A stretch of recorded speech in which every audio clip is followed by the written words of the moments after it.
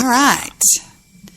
92.5 KZPS, rocking the Dallas night skies. It's shaking because of you, Debbie. It's shaking.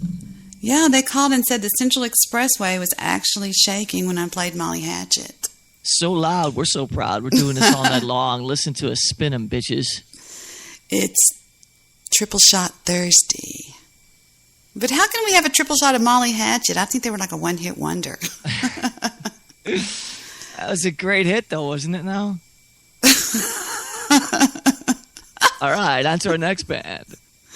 Who has fucking 3 hits nowadays? Lord. Nobody. You know, Guy Shea was off the chain. Was he? He's a horrible person. He is. Oh, he's horrible. I love horrible people. Why do you think I hang around you? Hey, now. Hey, you would love Guy. He was crazy earlier. Oh, I love his show. Are you kidding? I'm always in this chat room. Ask him. I caught it first time live today. Yeah. And it's a different experience live. You sort of feel dirty when you leave. I had to take a bath. Then you know it was good. If you need a bar of zest in your hand as you're leaving the room, you know it was a good show. Yeah, they issue you a .38 revolver, a towel, and a bar of soap when you leave. Nice. You know, the thing about it is I have to admit that when it came to Guy, when he got me in his crosshairs, I was actually lolling at the things he was saying about me. And when you laugh at that, then you know something's not right. I thought, this is too much. You think? He's so bad. Yeah. He's good. It's actually a really entertaining show. Well, he's sort of like, he's like the what would you call somebody that you go to find out about something? Like, he's sort of the information desk of Spreaker. Oh, he would be the concierge of Spreaker. Yes, I'm Guy Shea. Can I help you? It's like... Well, I can tell you where the closest theater is. Straight down Vane Street. Yes, I was wondering about the Andy Bong show. Well... guys, no information at this time. Please tune in next week. Let me check that. There's a flag on the play. Have you ever gone to make a reservation at the ticket counter at the airport? Okay? Let's do it. Watch. I got to go by my keyboard. You're the guy there. All right, I'm flying. Hi, welcome to American Airlines. Can I help you? Hey, how you doing? I'm going from Chicago to Dallas. Okay, let me check.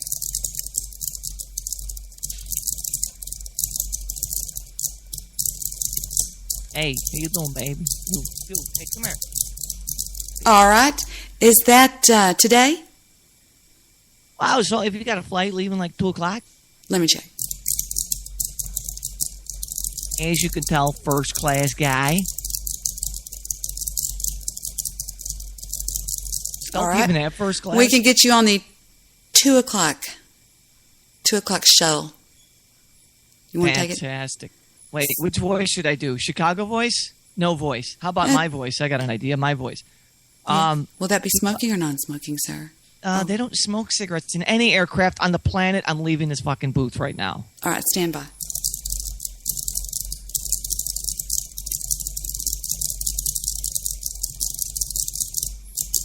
Wow. And that's an encyclopedia, folks. That's what it sounds like being That's what they do. That's what they freaking do. They sit there and they type for hours. And you're going, what the fuck? One time I said, excuse me, what are you typing? She goes, this is our protocol, man. I was like... Your story's life. We just put in your social security number. We know everything about you. Oh, shit. But they just type. Obama made us. Type and freaking type. I'm like, God almighty. What type of people are they? Talk to me, Debbie. Ugh. I love your mood right now. I always know your mood by the first sentence. Ugh. Yeah, good okay. Energy. You're ready to rock it. Let's do a good show. Well, I tell you something. I posted on Facebook a minute ago. That is the using truncate silence on Audacity is not a good thing. Blow me. I saw that. Did you hear my show? I did. Oh, actually, it was ironically, I was seeing if you had a show on, so no, I was listening to it last night so I could hear my audio. And I was listening to you and Yes, and that's funny. Man. I was listening to you when you called me. How about that? Rick all over Landstrom. this. Rick Landstrom is calling me, but if I answer his call, it's going to put you on hold, you mullet. I don't give a fuck. Let's see what... come back here. Well, I was going to answer his call. Stand by, Steve. Let me see what's going on. But Yes, you called the Debbie Daily Show. Beep. You're on the air? Yes. Oh, that's fucked up. Oh, well, I mean, wrong number? Sorry. Wrong. That's screwed up. I didn't mean to cuss. Wrong I don't think that's number. allowed on your show. I just put Steve on hold. Oh, jeez, it kind of sucks your... I just called to tell you I love you. You're not supposed to call me when I'm on the air. Oh. Remember? I can only love you off the air? Yes, remember? Wink, wink. Why does it say Dino? He's not on here with you, is he? No. Oh, you liar. Why would he be on here? Because it says Dino right next to your name. Well, maybe I'm Dino. Maybe you're not Dino. Maybe he's Rick. Maybe you're calling and he's going, shh, I'll be quiet. Go ahead and call her. I'm going to go on mute. Well, you know what? You're smarter than what everybody says. Why the fuck would you think such things? I knew it. I fucking knew it, you pieces of shit. Y'all You know what? Honestly, I didn't know you were on the air. I just wanted to call and get off to your voice for a while. I didn't. Just in all honesty, he's absolutely right. We didn't call for any other reason, but we were trying to get audio work done. And he's like, listen, I need to beat off real quick to Debbie Daly's voice. Oh, God. Mother in heaven, don't be listening to this. I don't know these men. You know how many people are going to quit listening to your show now? It's the touch of death. That's it. The weekend No, edition. it's not. Shut up. Yo, that's true. I'll give you that. I thought you meant You calling know me. what? You know what could only make this show any worse now, Debbie, is if we What? added Guy and Lester to the call. Hey, what about me? Oh, my God. And Andy? We could add Andy. I love. Hey, speaking of that, Don't start it. He's in my chat room. Be nice. Shh. Oh, Shouts out. And my name is Andy Cap. Andy Cap. Stop it. Stop it, boys. Be nice. Whatever happened to that? I just put Steve Rush on hold. He's on hold on the other line while I answered your call. Who the hell is Steve Rush? Oh, Steve is a cool dude. All right, he really is. Cool? But All right. Yeah, now at Bipolar Radio, he's a good motherfucker. I'm not even gonna say. any He bad likes thing. you. He was giving you a shout out on my show the other night. He goes, Debbie, have you ever listened to the Dino Fuck You Network? It's really a good show. Blah blah blah blah blah blah blah. He did. I swear to God, he did. Well, fucking tell him to rock on. My devil horns are fucking up. Are you Satan? I absolutely am. I'm glad someone finally figured it out. Here, I let me go listened- to my true form. Let me go to my true form. Hey, Debbie, what's up? Oh no, not that. Have to speak. Oh no. Fucking prick. I don't like it. Fuck that. I'm Satan. Now this is what scares me, Rick. Is he's not even using a voice alternator? That really comes out, doesn't it? It's just me. Oh my God, that's scary. That's Queen, actually. He gets Queen to step in and talk for him down there. Oh no. Hey, whatever happened, because you mentioned Andy, whatever happened to that one dude? Fuck, I don't... That guy that Deshaun? was going to... Yeah, he was going to run for president just as soon as he paid that light bill or some shit like that. I got to do something with Steve. I got to do something. Steve's on hold. Hold on. Let me put Steve on our call because if not, he's going to get mad. Oh, the guy I did my part. the guy that tried to make me pay his light bill, is that the one you're talking about? What did Oh, I he do? tried to make you pay his light bill. Is this before or after he defrauded the American people? You were right about him. You were totally right about that. See, he got a payment he got a payment in December that was a double payment. And yeah, he cashed both of the checks and didn't turn them back in, so they cut him off. And yeah. God damn it. And Sorry. listen, you know what? And I'm not hard on him about this just simply because he's Jewish. All right? That has nothing to do with it. Well, I added Steve to the call, but he has to hang up this other call. Steve-O, you have to hang up. You have to disconnect the other call. I'm really embarrassed I called in during your show. I really had no idea you were live. And the worst part is that he still can't jerk off, so we're not going to get shit for fucking work done tonight. Oh, are y'all on the air right now? Oh, y'all are in the studio just doing some work and stuff? On the air, fuck that, man. We're weekend warriors, and that's it, man. Oh, that's right. Why do y'all only do... Hold on, let me get rid of Steve. Hold on just a second. Don't go anywhere. Yeah. Hey, Steve. Wait a minute. Hey, Steve. Yeah. Hang up. We've got Dino and Rick on the other line. I put you on the call. All right. Okay. All right. I hung up on him. I did. I hung up on him. I said, I added you to the call. Hang up. There he is. Hey, Steve. Hey, what's going on? This is the actual Dino, one of your heroes that you like. Hey, what's going on, brother? I love motherfucking Steve, dude. He's always in the chat throwing out the motherfucking devil horns. It's great. It's good shit. Is that what you're doing? Is that what your little fingers are? Those Hey, devil Rick, what's horns? going on, brother? That's devil It's horns. just rock and roll. It's just rock and roll. I wonder what Ronnie you James are. Dio said that he claims that he was the first one to ever do it. So I don't know. It's actually to ward off evil spirits. Yeah, would y'all like to know anything? Because Steve knows everything. Did y'all know that? No, it's just a music genre thing. And while listening to Debbie Daly, just letting everybody know that. I was the first one. What? I said I was the first one to get a Blumpkin while listening to Debbie Daly. It's Guinness Book of World Records was here too. I am on the air with Satan. Nice. I don't know about you guys, but I'm done. Thank you, Debbie. That's all I needed. Now, you could have gone to Angela Truth for that. No? What makes you think she's not next? Wow. You really I don't even know who Angela... Oh, wait a minute. Yes, isn't that... Wasn't she at one time Bathtub Girl, I think? Well, she's still Bathtub Girl. Oh. And I've got to put $1 in the jar because I said her name. Where's my wallet? No, I've talked to Rick before. I've never talked to, I've been too scared to talk to Dino. Dino, you frighten me. Why the fuck do I should not frighten you in any motherfucking way. Listen, I'm just some motherfucking dude. I live in a motherfucking trailer, and I just do my motherfucking thing. That's it. There's nothing scary about me. And he never swears. No, he Never. doesn't swear. I myself to a higher fucking standard than that. Fucking straight. Listen, I didn't call you fuckers so we could talk about Dino. It's always about me, bitches.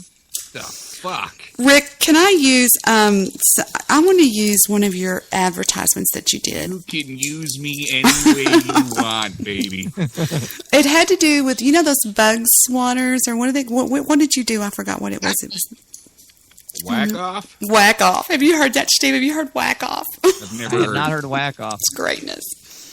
I would love to be able to have Whack Off on my show. I think that's funny. it. Wow. He Were said, you like 3 minutes ago?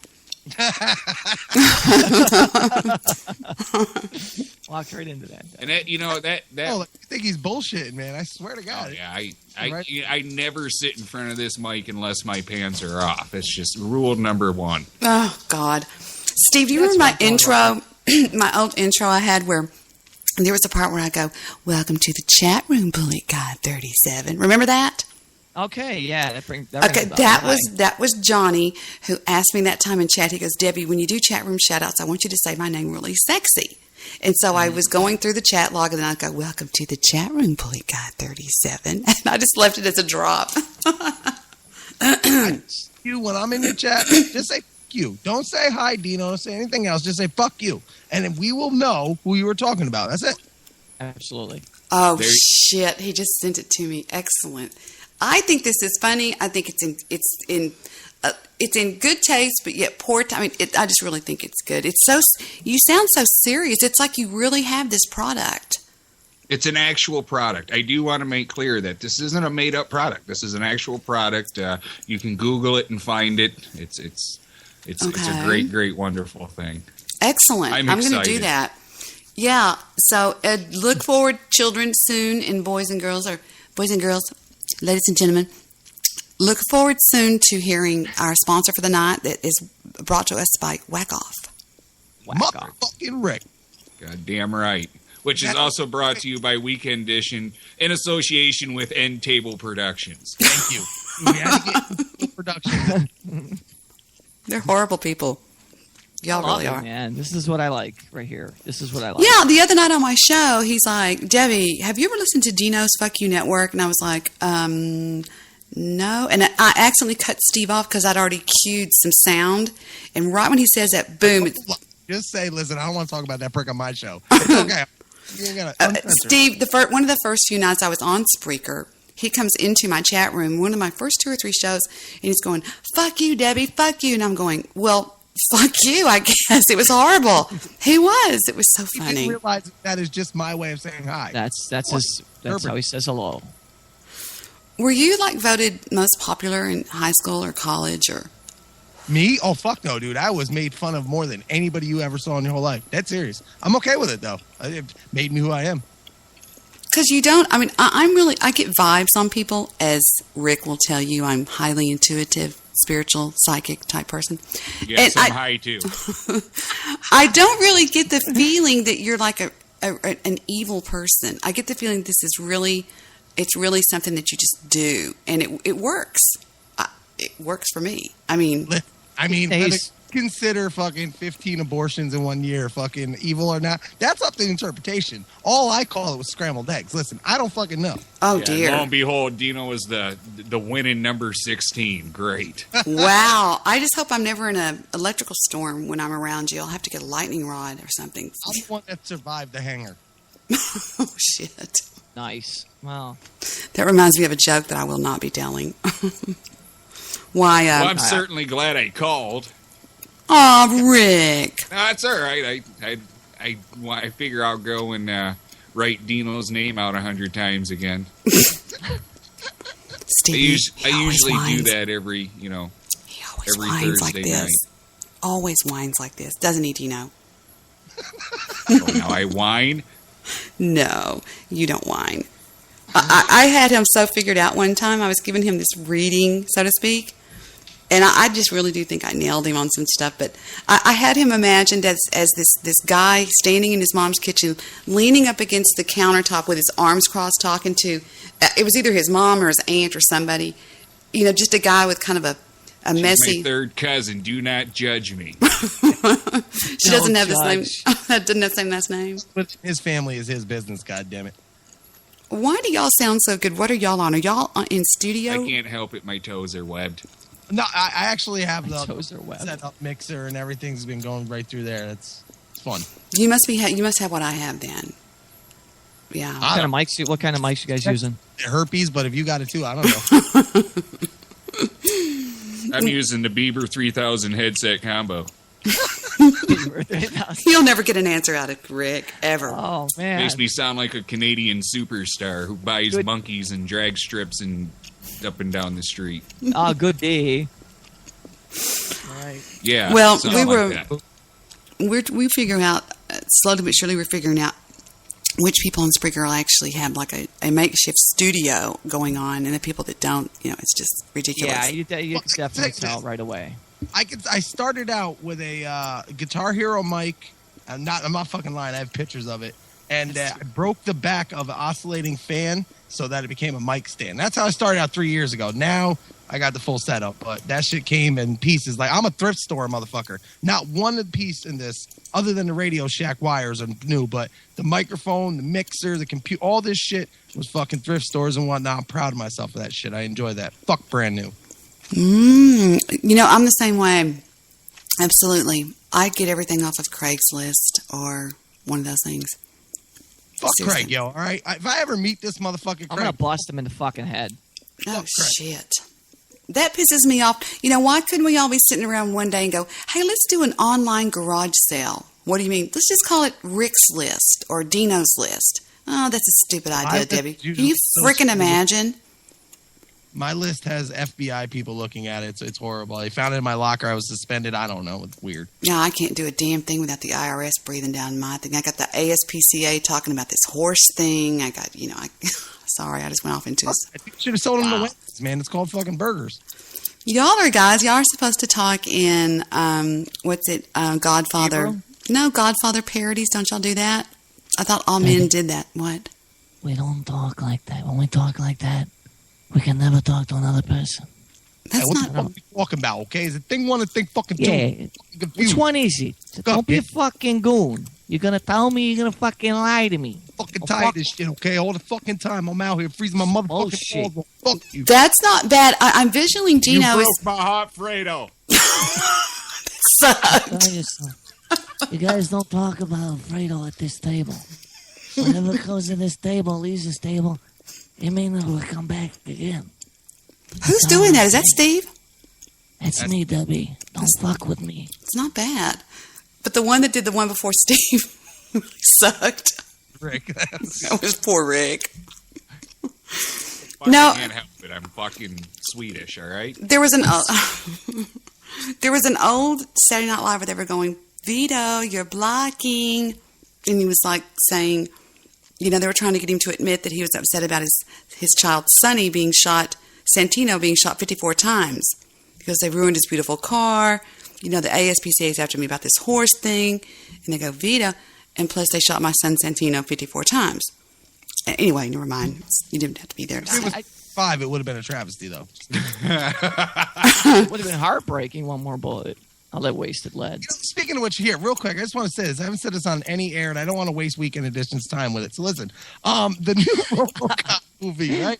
Is anybody else as mad at this movie as I am? Like, first of all, if you've ever seen the original RoboCop, it's got the greatest opening scene ever. They dismantle a human body with bullets. I don't know what the fuck more you want out of a movie, and we're redoing it. I'm fucking upset. I am a RoboCop aficionado. I mean, I was one of the people that I wore the T-shirt with that thing because they shot it in Dallas. What? It's not something to be proud of. No, fuck that. That was a great fucking movie. And I always associate Clarence with being a bad guy because of that movie. I was like 8 when I watched it. That scene where the one dude's in acid and There's going to be a convention, Steve. Shit, fuck my head up. Oh, I loved it. After this, Star Trek. When he walks up and he goes, what, he goes, book him. He goes, what for? And he goes, he's a cop killer. And the guy goes, I want to see my rights. He blows that spit wad on the down. Well, see, y'all don't know what I'm talking about because, see, I'm a real. I exactly what you're talking about. You broke my heart, Fredo. Rick. Why does this guy keep bringing up Alfredo? He's got to understand this respect that needs to be had at this table. If we're going to talk to each other, we don't talk about Alfredo. I'd buy that for $1. I say that all the time, and nobody knows what the fuck I'm talking about. I know what you're talking. It was the commercial that kept running. I'd buy that for $1. Really? And what about this one? Bitches leave. Remember that line? Bitches leave. I know all the line. I mean, I was an absolute freak about it. But so baby food, folks. Baby. The motherfucker was eating baby food. Are you serious? I don't remember that at all. Maybe I just blocked that out.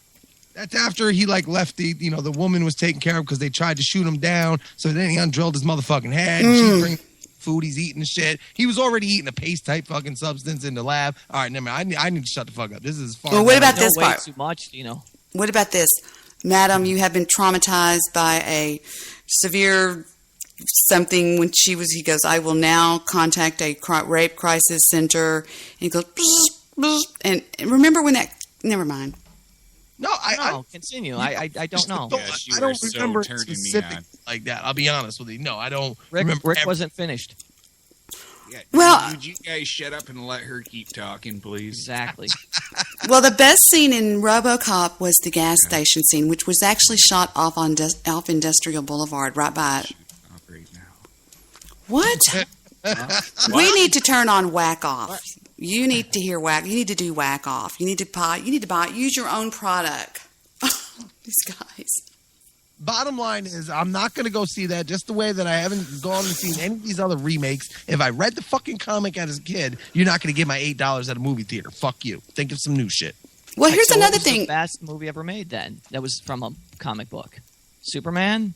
That was not from a comic Spider-Man? book. The Yes, it was. original Yes, it was. Superman. The most original Superman. iconic was of course, fucking Superman because Christopher Reeves is fucking paralyzed. Yeah, I was going to say the paralyzed dude. That was the best shit ever. He was a rock star. Yeah, definitely. Really? That was kind of believable. I thought Towards so. the end there, he's more of a rock. Yeah, at the end, he was a rock. Yeah. When he went to go play baseball, they let him be second base. Oh, Debbie. Now, see, y'all do this. I was Shame raised on with you. I was raised with guys, and I could get just as yucky as you guys can. You were Oh, raised let's better get than that. yucky. I like it when you talk firm and And it doesn't help that I'm also, hot. Now, let me ask you something. Sucks. Why is it RoboCop and not RoboCop 2? What about this one? Wait, Dino, listen, watch. Go Robo. Remember that line? Go Robo. Never mind. He's not a real RoboCop fan then. I've just recited half the fucking movie live on this show. I don't understand. That's how I true. can't be a fucking fan. That's true.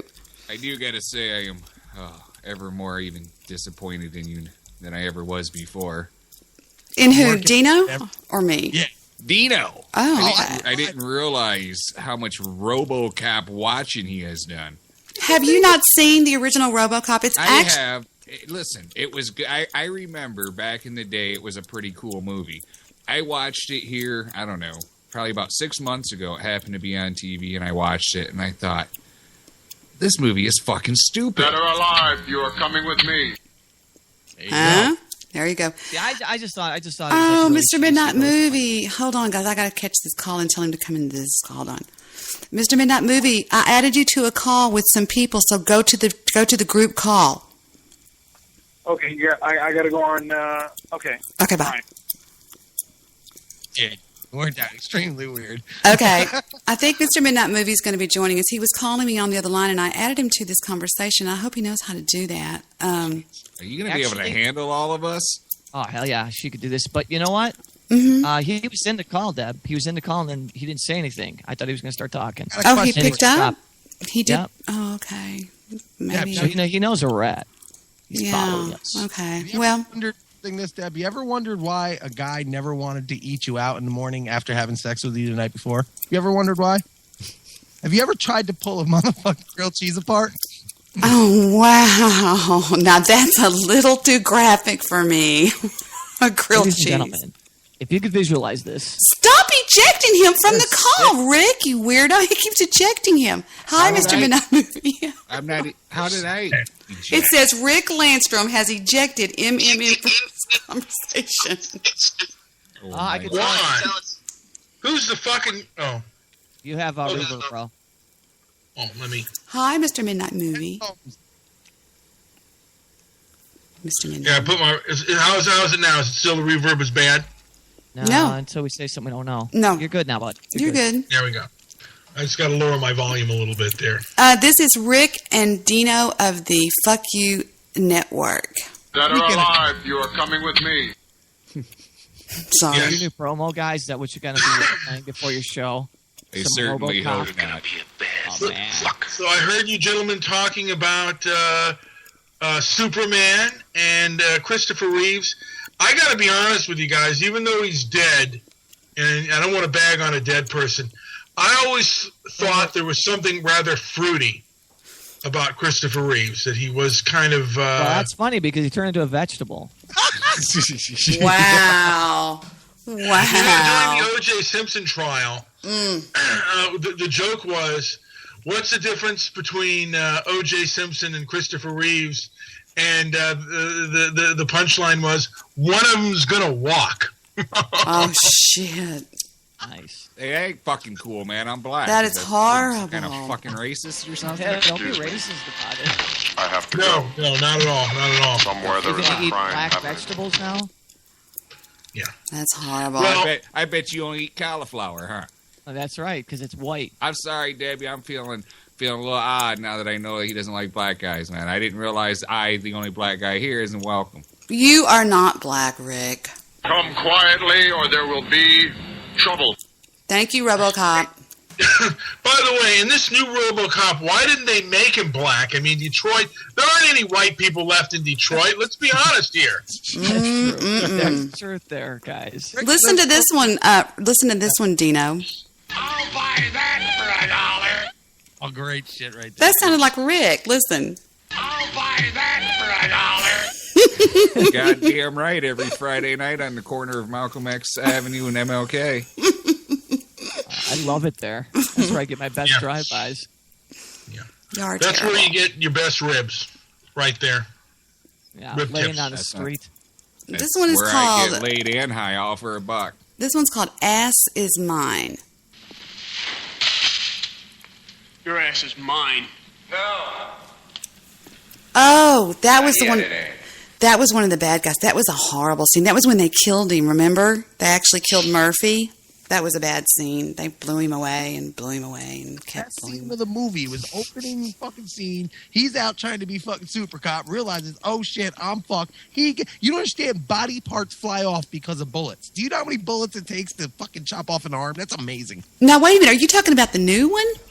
No, it's an old one. You sit there and you watch all the fucking bulls just rip into this dude. It was one of the greatest. It shaped me into the man I am today. Seeing a dude get shot down. Yeah, it really was. It really was. But it wasn't the opening scene. It was about 20 minutes into the movie. But I know what you're talking about. It was when he goes to the warehouse. Yes. Yep. And Was this not a ripoff of the $6 Million Man? The same idea. They rebuilt them. Okay. Sorta. Okay, Uncle Buzzkill. No, I'm just asking. I'm asking. These guys are all the the movie people. What the fuck? I don't watch movies. Neither either. You were really dating yourself, Steve. You were really dating yourself talking about the $6 Million Man. You're showing your age. I save a lot of money. Yeah. I bet as a kid you almost had an orgasm when the Bionic Man met the Bionic Woman, or maybe it was when he fought Sasquatch. Remember that one? That one didn't do it for me. But the $6 Million Woman, oh, she was hot. She was. She was just called the $1 Million Woman, right? She didn't have a number. She was just called the Bionic Woman. Yeah, right. She wasn't a prostitute. She had no numbers on her. No numbers on her. She was priceless. But she was a 10. Bo Derek could have played her part. Yeah. It's fucking hot. But the other chick, now I can't even remember her name anymore. That's how bad I am. What was her name? Well, I got to be honest, Dino. I don't know about you, but I feel like fucking punching a retard right now. Forehead. You have to. Guy Shea's show today was really. Your word for it, because I stopped listening to crap a long time ago. I got to do with my days. Oh, y'all don't like Guy Shea? There's some retards I just won't punch, Debbie. Oh, I don't think Guy Shea's a retard. I like Guy. He's not. He's a good guy, I guess. Do y'all like Lester Bartholomew Jones?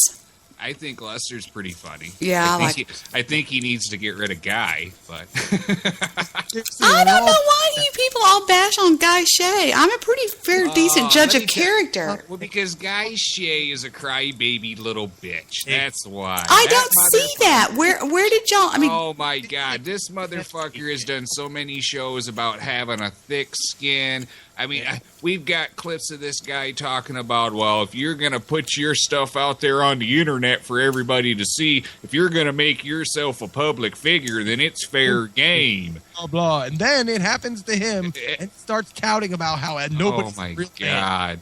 Tattling to the Spreaker police and being a big crybaby. And, yeah. Let's not mention the fact that, all I'm going to say is this. Like, I've left it like this. I have no fucking ill feelings towards anybody else. I'm a fucking idiot. I'm a troll. I'll piss people off just because I'm bored. But I'm not going to go over and listen to something that I don't frankly think is worth my time. I got other shit to do with my day, and I'll plan my own show on Friday and Saturday. That seems fair. That seems like a fair judgment. I mean... Yeah, I personally think Guy Shea has a decent show. I lost my respect for him when, he touts his, his king shit and he gives all this so-called, and I'm doing it with the finger quotes, advice.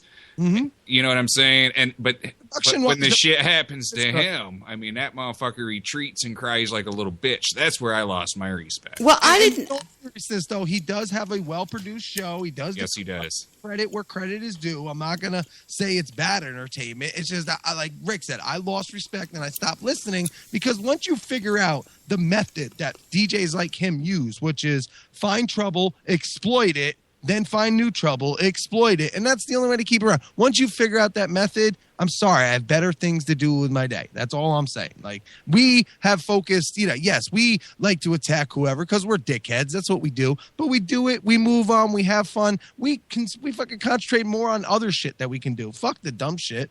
And instead, that's not how it is with these people. They will stay on something for years. Ask Nick Larson. I heard of that, but I guess I didn't hear. I can't seem to find where Guy Shea was whining. Is that show not there anymore or something? Maybe it's not. He did a whole 8-minute fucking crybaby fucking episode, or maybe it was 10 minutes. You know what? I'll have to look in my files because I could have swore I saved that. I don't care. I got nothing but time. Well, because Goofy was talking about that. He was bragging about how he strong-armed Guy Shay and all this kind of stuff. And I just didn't see it. I went over there to his show, and I looked, and I couldn't find anything like of the sort. So Don't get anything like that. Whatever someone thinks, that's fine. That's between them. Only one that I concern myself with is me, myself. Look, I've dealt with Guy on 2 separate occasions. We had a successful sports show years ago on the Fuck You Network. Everything was all good. When it comes down to it, boils down to it, I could give a fuck less basically about him. I have no hard feelings towards him, no good feelings towards him. I let him do his own fucking thing. I've tried collaborating with him before. He's too much of an idiot to do things like that. So now he just goes off and does his own thing. I don't see what the problem is. Yeah, and for the record, I just want to say for the record, I personally think he does have a good show, a well-produced show. I think some of the drama that he dwells on a little too long, with the exception of that, it's a pretty funny fucking show. And like Dino said, I personally have nothing against him. I think he kind of ended up being like a little bitch, fucking saying some of the shit he did and then turn around and crying. But, whatever. At the end of the day, could I care fucking less? No. Yeah. And as for the other hosts that have done anything, that has nothing to do with me. I don't put my name on other people's shit, so whatever they did, that's fine. That's between them and there. But for just me, all I know is this last time, everybody's getting along. This motherfucker is sucking my dick harder than you ever seen in my life. All right, he's like a fucking mosquito. I got to slap him, stop sucking. And Jesus. The next thing I know, all of a sudden he's blaming me for something I didn't even do. Like, that's the funny part about that whole fight. We didn't even do anything. We said nothing about this man. It was other people that did it, and he gave us credit in some weird way and attacked us. And instead of being a man about it and maybe having a Skype conversation, he went dumb shit. So that's all that boils down to. Do you have fun? Good luck in radio, whatever you want to do, whether it's for a hobby. Guy, we wish you the best of luck. As for me ever really talking about him on air, this is the last time. I haven't talked about him since then, and this will be the last time I do because I just don't think it's worth my time. You know what? And yeah, I've said this is Debbie. Dino and I right here have had what we call here on Spreaker a Debbie Daily moment. Right. And okay. And now we're done. I'm glad that y'all called. And it'll be cut up and played. Oh, sure. There's none. I don't care. I love it. You don't bother me. I wish you did, but you don't. I love you. Because I never listen to any of the shows. I don't either. It doesn't bother me for some reason. It just doesn't.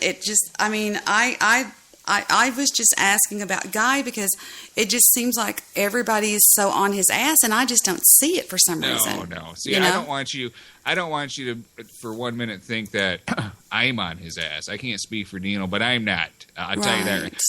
We haven't spoken of him in so long. Yeah, this is actually the No, first. y'all usually have just original content. Y'all are more like Steve and I. Y'all don't talk about people. Y'all talk about different bullshit like we do.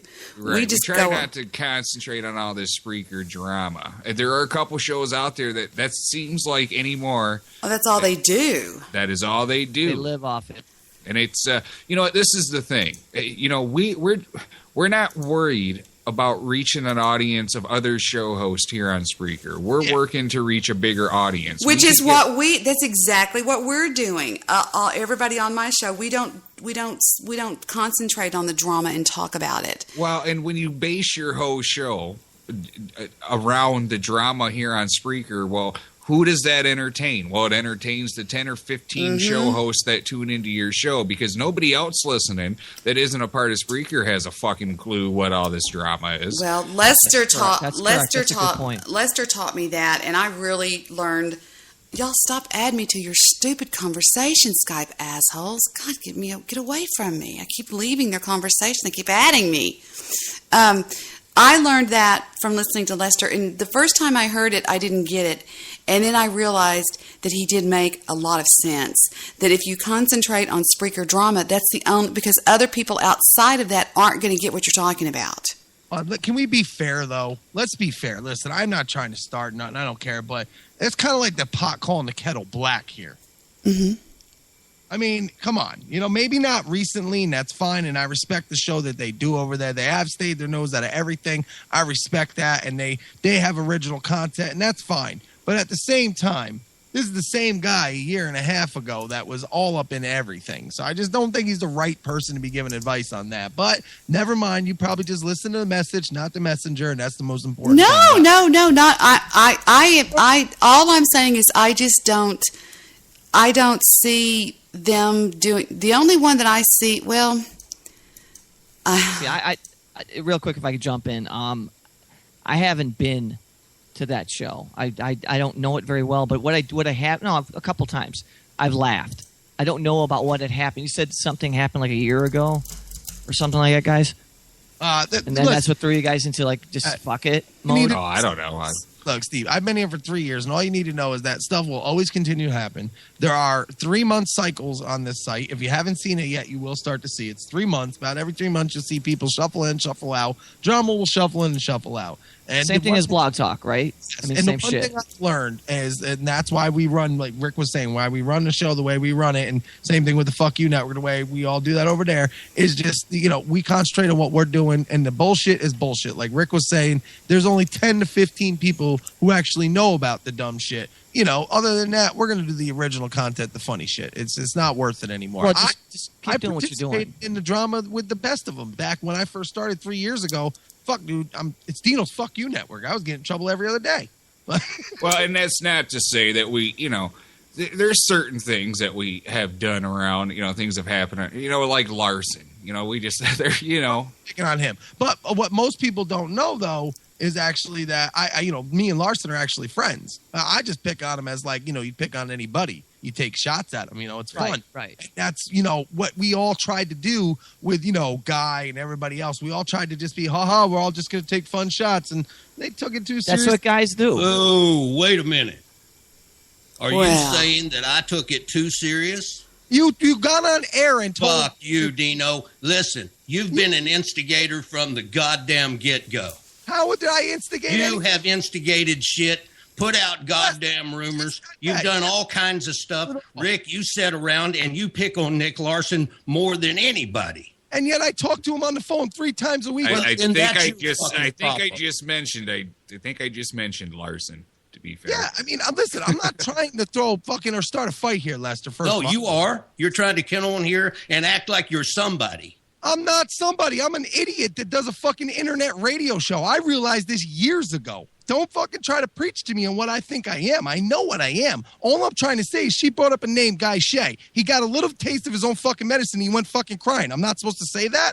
No, you know what? You can say anything you want about Guy Shea. He's a big boy and he can defend himself. But the fact that you say that he got his feelings hurt, let's remember what was done to him.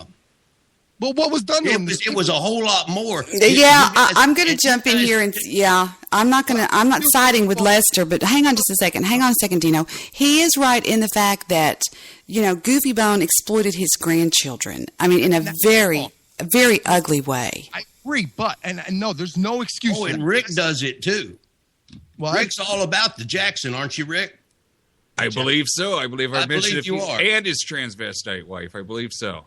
But yeah, okay, see, I know you're a big guy right now because all of a sudden you're in the pile-on mentality. Well, wait a minute. Did he not dig up information on other DJs before this? Did he not do the same? This is all public. No, this is all Facebook. See, this is the same guy that preached and said, hold on, Dino.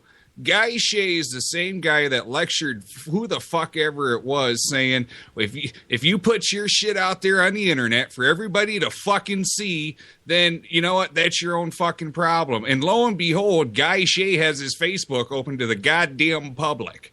I've never seen his Facebook, so I wouldn't know about that. But my point is this is all about whether Guy Shea got his feelings hurt. Guy Shea went on and took all of the sting away from everything you guys did and told his whole goddamn life story. And you guys call that owning that motherfucker. Did not do anything. That's the biggest point. And that's the reason why I'm so upset with the man. Instead of coming to me again after all the bullshit we went through a year ago, I didn't do shit. I didn't say nothing. It's been proven. Yeah, Dino, you've had a hard on for him from the day that he didn't want to do a sports show with you.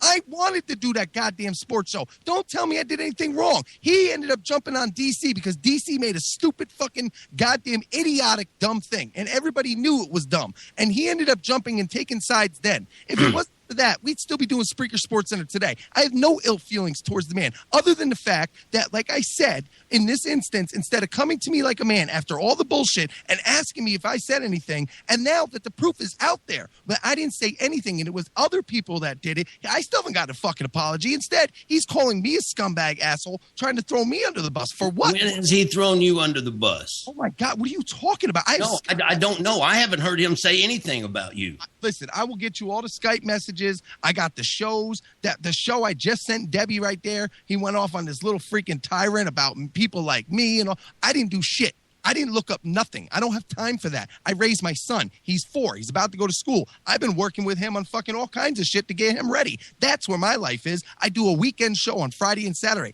I could give a fuck what anybody else does. But instead, I'm drug into all this shit because Guy wants to start throwing shit my way. I'll give you a Skype log. I'll show you what. No, I don't want to see all of this stuff. I'm just trying to say that in my dealings with Guy Shea, and he is my friend, and I am not going to. I'm not going to turn on my friend just because you say so. I agree and I respect that. I do. Just like with Nick Larson and me. People have been trying to get me to turn on him for years. But why would anybody care whether you turned on him or not? That's my whole misunderstanding, I guess, that I don't get about all this goddamn drama on the radio. If somebody takes a go ahead. You're right. Finish. You're right. I'm sorry. Well, Finish. Hold on. I just want to say, the only problem I ever had with Guy to begin with was the fact, what started all this, Lester, was the fact that he sent me some fucking Skype message telling me that fucking I better tell my bitch Dino to quit talking or making fucking mixed breed comments, or he was going to put my whole personal life out there for everybody to fucking see. That's what started all this. And I didn't even know what the fuck he was talking about. Dino never even said a fucking word. Come to find out, it was Goofy Bone that was making the mixed breed fucking comments about his kids or what the fuck ever. That's what started running in there on it, though, Rick. Let me tell you, this is why I ran in there on it, because that fucking pussy, Guy Shea, fucking Skypes me that fucking message, threatens me like I'm going to lose some fucking sleep, that he's going to threaten me posting all my personal fucking information out there for everybody to see. Well, fuck you. I can play the game too. I wanted to make clear to fucking Guy Shea there that I'm no fucking Larson. I'm not going to turn my tail and fucking run. I can take the heat, dish it out. What the fuck do you have? All right. Listen, all I know is this. I don't understand why, and I've told Debbie this in personal conversations. I don't understand this constant need to hate people. When we get on and we take a shot at somebody in radio, it's a bit.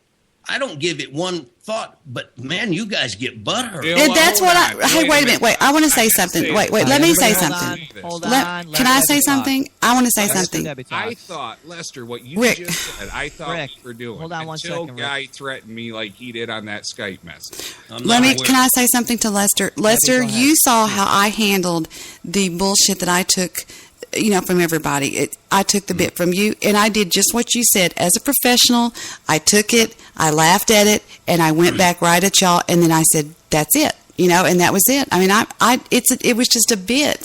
So I can honestly say that the proof is in the pudding here. I took it, and I went back right at them, and I did that stupid bit where it was, what was it, Bootsy McGee and Chester the Molester. And then it was over. After that, I thought, because I know radio, and I know that's what people do sometimes, but now Goofy took it too far. Goofy was exploiting children. And I can't even talk about, none of us can talk, because that had nothing to do with us. I'm not saying that it did. No, in the start, it had nothing to do with us. I did chime in on it after I got that Skype, when it all fucking went down. I was pissed about that Skype message. Number one, fuck you, threaten me, you fucking pussy. Do it over the Skype. The guy's got balls enough to call everybody out on air any other day, but he's going to send some pitiful little fucking threat to me over Skype like that. I was pretty pissed off. So you're goddamn right I jumped in the game. And again, it was to show this motherfucker, listen, you can't threaten me over some bullshit. I don't even know what the fuck you're talking about, and I'm just going to turn tail and run. Fuck you. I don't see Guy as turning tail and run, but... I don't think he turns out. No, I'm not saying you're doing I'm shows saying I'm every not day. No, but I'm saying I'm not gonna either. No, and I don't expect you to or anybody else to. I just, y'all are going to have to excuse. I got a real problem with my voice the past few days. But I'm going to tell you, though, I just do not understand why everybody goes so deep with this. It's Goofy. Goofy did. Goofy would run around the network as my grandson's name, as his real name, and he gets real deep and ugly about stuff like that. See, I don't even understand that about Goofy. I don't get it. I don't understand it. You know, when Goofy first came here, I was listening to his show and having a good time. Next thing I know, he's trying to imitate Lester. Okay, big deal. Yeah. You know, I had people try to take off on Lester a lot.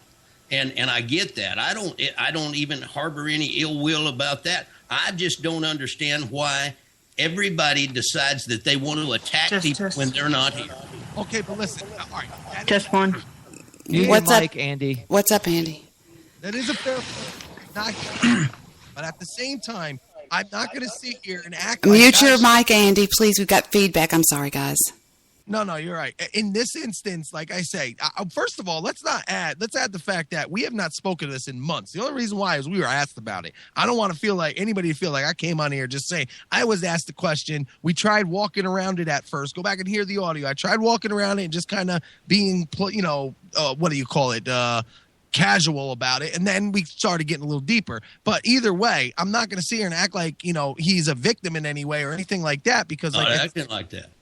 But like I said, you all guys also have to keep in mind, and same thing. Look, I understand what you mean about the bit. We do the same thing, but it's kind of hard to believe that, in certain areas, because you get on and you've got other weird things going on. Like the Nick thing, you guys beat that like a drum for a year and a half. I mean, no, we did not. Nick Larson kept bringing it back to us. We did bits. We made songs about him, parodies about him. Everything we do is original. I know everybody does, and I don't mean it to be mean. He knows I'll still fucking call him or whatever. Tell him he sets himself up for it. I've told him this all the time. You set yourself up. We've done parodies on the man, but at the same time, like I said, this whole drama thing.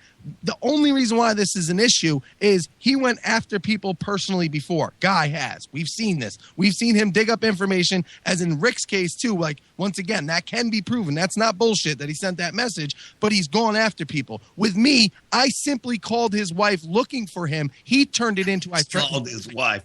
This is that was, I think that was the ultimate puss out, Dino. I got to admit, that was funny as shit. You called his wife at work to tell on Guy. Well, can I just say, no, let me, because this is exactly how it happened. First of I'm all, almost ashamed to go on the air with you tomorrow night, Dino. On, because the shit needs to be there. I don't care. But first of all, that number was given to me as Guy's phone, not as his wife's phone. I had called him three times prior to that for Spreaker Sports Center related things. That's what we were doing at the time. So when I called, I was looking for Guy. She said he wasn't there. I said, all right, well, some things are happening on the site that we are sharing with a sports show. I'd like to talk to him. He turned it into I threatened him and lied and really ran with that fucker and made me out to be something that wasn't the case. That bothered me for a long time, but I put it all behind me. I was making promos for the man. He was coming and doing things. Like, ask him. We were getting along perfectly fine on all my shows, no matter what it was. He was like, good job, Dino. Great to see you. Same thing over there. I was listening to his shows again. But then out of nowhere, I get sent this fucking message and the crazy shit starts happening. So I'm sorry if I went back to familiar feelings, but what the fuck am I supposed to do? I thought everything was peachy keen. Okay, well, I don't know what took place between you and Guy personally. I don't have a clue what took place between you and him on a personal level. I don't know.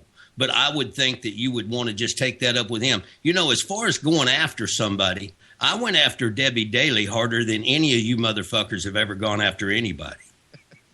And Debbie and I are friends. And I don't understand why you guys can't just get over it. Listen, it was asked to me tonight. Well, no. We got to make it clear. We're pretty much over it. You go back and listen to Weekend Edition. I know that. Dude, I listened to you on Jay Sand's show as of just a few days ago talking about Jackson and watermelon.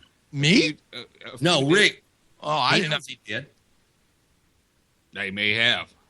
I think it was longer than a few days ago. Oh, and I also heard Rick talking about me on Jay Sand's show the other day. So nothing said to me about Guy a while ago, and JD said to me, I can't take any responsibility for what Rick does. We do a show on Friday and Saturday. No, I get that, but I'm right. And I talk shit about everyone, so yeah, I own it. Even Dino. But my point is to all of this, why does everything? I don't, and I don't even know how to say it because people will run with this like look. A lot of people have migrated over here from Blog Talk Radio, and we had stuff where everybody kind of did bits about everybody and they got along and this and that. We made fun of each other and people might have got their feelings hurt or this or that. But then we all kind of would always end up, making up or coming together or what. It never would get bad. Yeah, but Lester, you got to realize, sweetie, that there's some nasty people that came over from Blog Talk Radio. No, I realize that, and I don't understand. And I don't mind saying it, and they can say whatever they want about me. I don't care. Well, I don't either. My point is I hear these people doing the same goddamn show every fucking time they come on. There's not any original content. Yep. I don't understand it. Goofy does the same thing every night. Well, I don't. Again, I liked Goofy when he first come on, and I thought everything was okay. But this whole idea that he owned Guy Shea because he was able to look up his phone number and address and then start publishing it in chat rooms, does that make you a fucking hero? Yeah, that makes him a hero. And he was over there tonight on Jay Sand's show. I call that the sandbox. That he may be Mr. Innocent, but he sure plays host to a lot of bad people. And he allows all that stuff. Exactly. To happen and then he sits back and throws his hands up and says, "It wasn't me. I didn't do it." But you've got this sandbox of these people over there that are really some bad people. And just because I came. Mm-hmm. And, Jay Sands, for example, he got oh, my God, they said this. He said in some goddamn thing that somebody sent me a clip and said he was on this big tirade, how he had been on the horn with me for 2 hours. I've never been on the horn with anybody for 2 hours. But he had talked to me and we were buddies. And then the next night, I've called that guy a Skype conversation. Dino, you've been around a long time. Did I ever use the word Skype conversation 2 years ago? Yes. Way. I mean, it was something that it was just something that we bring out. When I say that's a shit show or whatever, I say my own show's a shit show. But it becomes the terminology of these people that have no imagination. And Bingo. I don't understand. And then they want to feel like this is some kind of vindication in what they're doing. You guys jumped on the bandwagon with these people. But people, I think you're missing part of the point. The infection around here with all this stuff was Goofy Bone. Goofy Bone took everything that was done and he just twisted it and made it a part of his routine show, which he does the same thing every night. But he was posting pictures of children with KKK things on and really getting nasty. And I think that whenever you cross the line, when you go over to somebody's, children are innocent in the deal. Come at me, make fun of me, whatever you want to do, that's fine. But when you start involving people's family members, I really think that's crossing the line. Do you know why I've never said anything to any of these people? And I can say this in front of everybody here and live on your show or whatever, is that I had to learn a long time ago that it's retarded and it only drives people away, right? Like Lester came on saying. That's absolutely true. I agree. And like Lester came on saying, he was absolutely right. I started a whole bunch of shit, when I first, I understand all of that. But the reason why I haven't said anything to any of them, they got to learn on their own fucking own. Mm-hmm. The more, it's not my job to teach these people how to fuck to do their show. I know that we focus nowadays on what I do, whether it's Bipolar Radio or Weekend Edition with Rick, and that's all that fucking matters. And that's what me, Steve, and Mr. Midnight Movie and our crew does. We focus on stupid shit that Mr. Solution. We don't focus on this drama. We aim the jokes at ourselves. We're not afraid to laugh at But ourselves this and have a guy, good time. Goofy, is known. He's got a history of this. He will latch on to one of the most popular show hosts on nighttime, which he latched on to Guy and Lester and Dino and all them. And Jack, he latches on to them and milks them for everything he can get, trying to get. So are you saying Jay Sands is one of the most popular shows? Well, according to Goofy, he's the god of Spreaker. I don't see it. I don't see it. Probably a good guy. I don't really know Jay. He got his pussy hurt. Well, I'm sorry. I've said worse about myself, but apparently this guy if he's going to throw himself out there, I can't imagine that he wouldn't take some kind. My criticism of Jay Sam was true. It's just like this conversation right here. There's 6 people in this, or 7 people in this. Yeah, but he does it every frickin' night. Lester, that's all he does is he turns on his show, and these people come in, and they talk about other people, and then he bangs on the desk and bitches about Obamacare for a while, and it's like you said, the same thing every night. I'm sorry, this is me, Debbie, and I stand by what I just said. I mean... All I'm going to say is this, though, and that's not internet radio to me. That's not bringing anything to the masses. Well, it's not entertaining at all. Well, how the fuck is that entertaining to anybody? Well, all you can gather by this, by what we're talking about right now, and Debbie, your show's been hijacked here for just a minute. All we're talking about right now is only going to appeal to maybe 15 or 20 people who are interested and know the people involved. Exactly. Anybody listening to this outside of the deal, they're going to glaze over in 5 minutes and they're gone. Exactly. 100%. That's why we don't do it. Because I was telling you, and I stand by what I said. I learned from Lester a few weeks ago, it finally clicked in my head what he meant. And he makes a lot of sense. And if you guys would listen to him, what he says right there, that makes a lot of sense, that you don't appeal to anybody outside of just that group of mullets.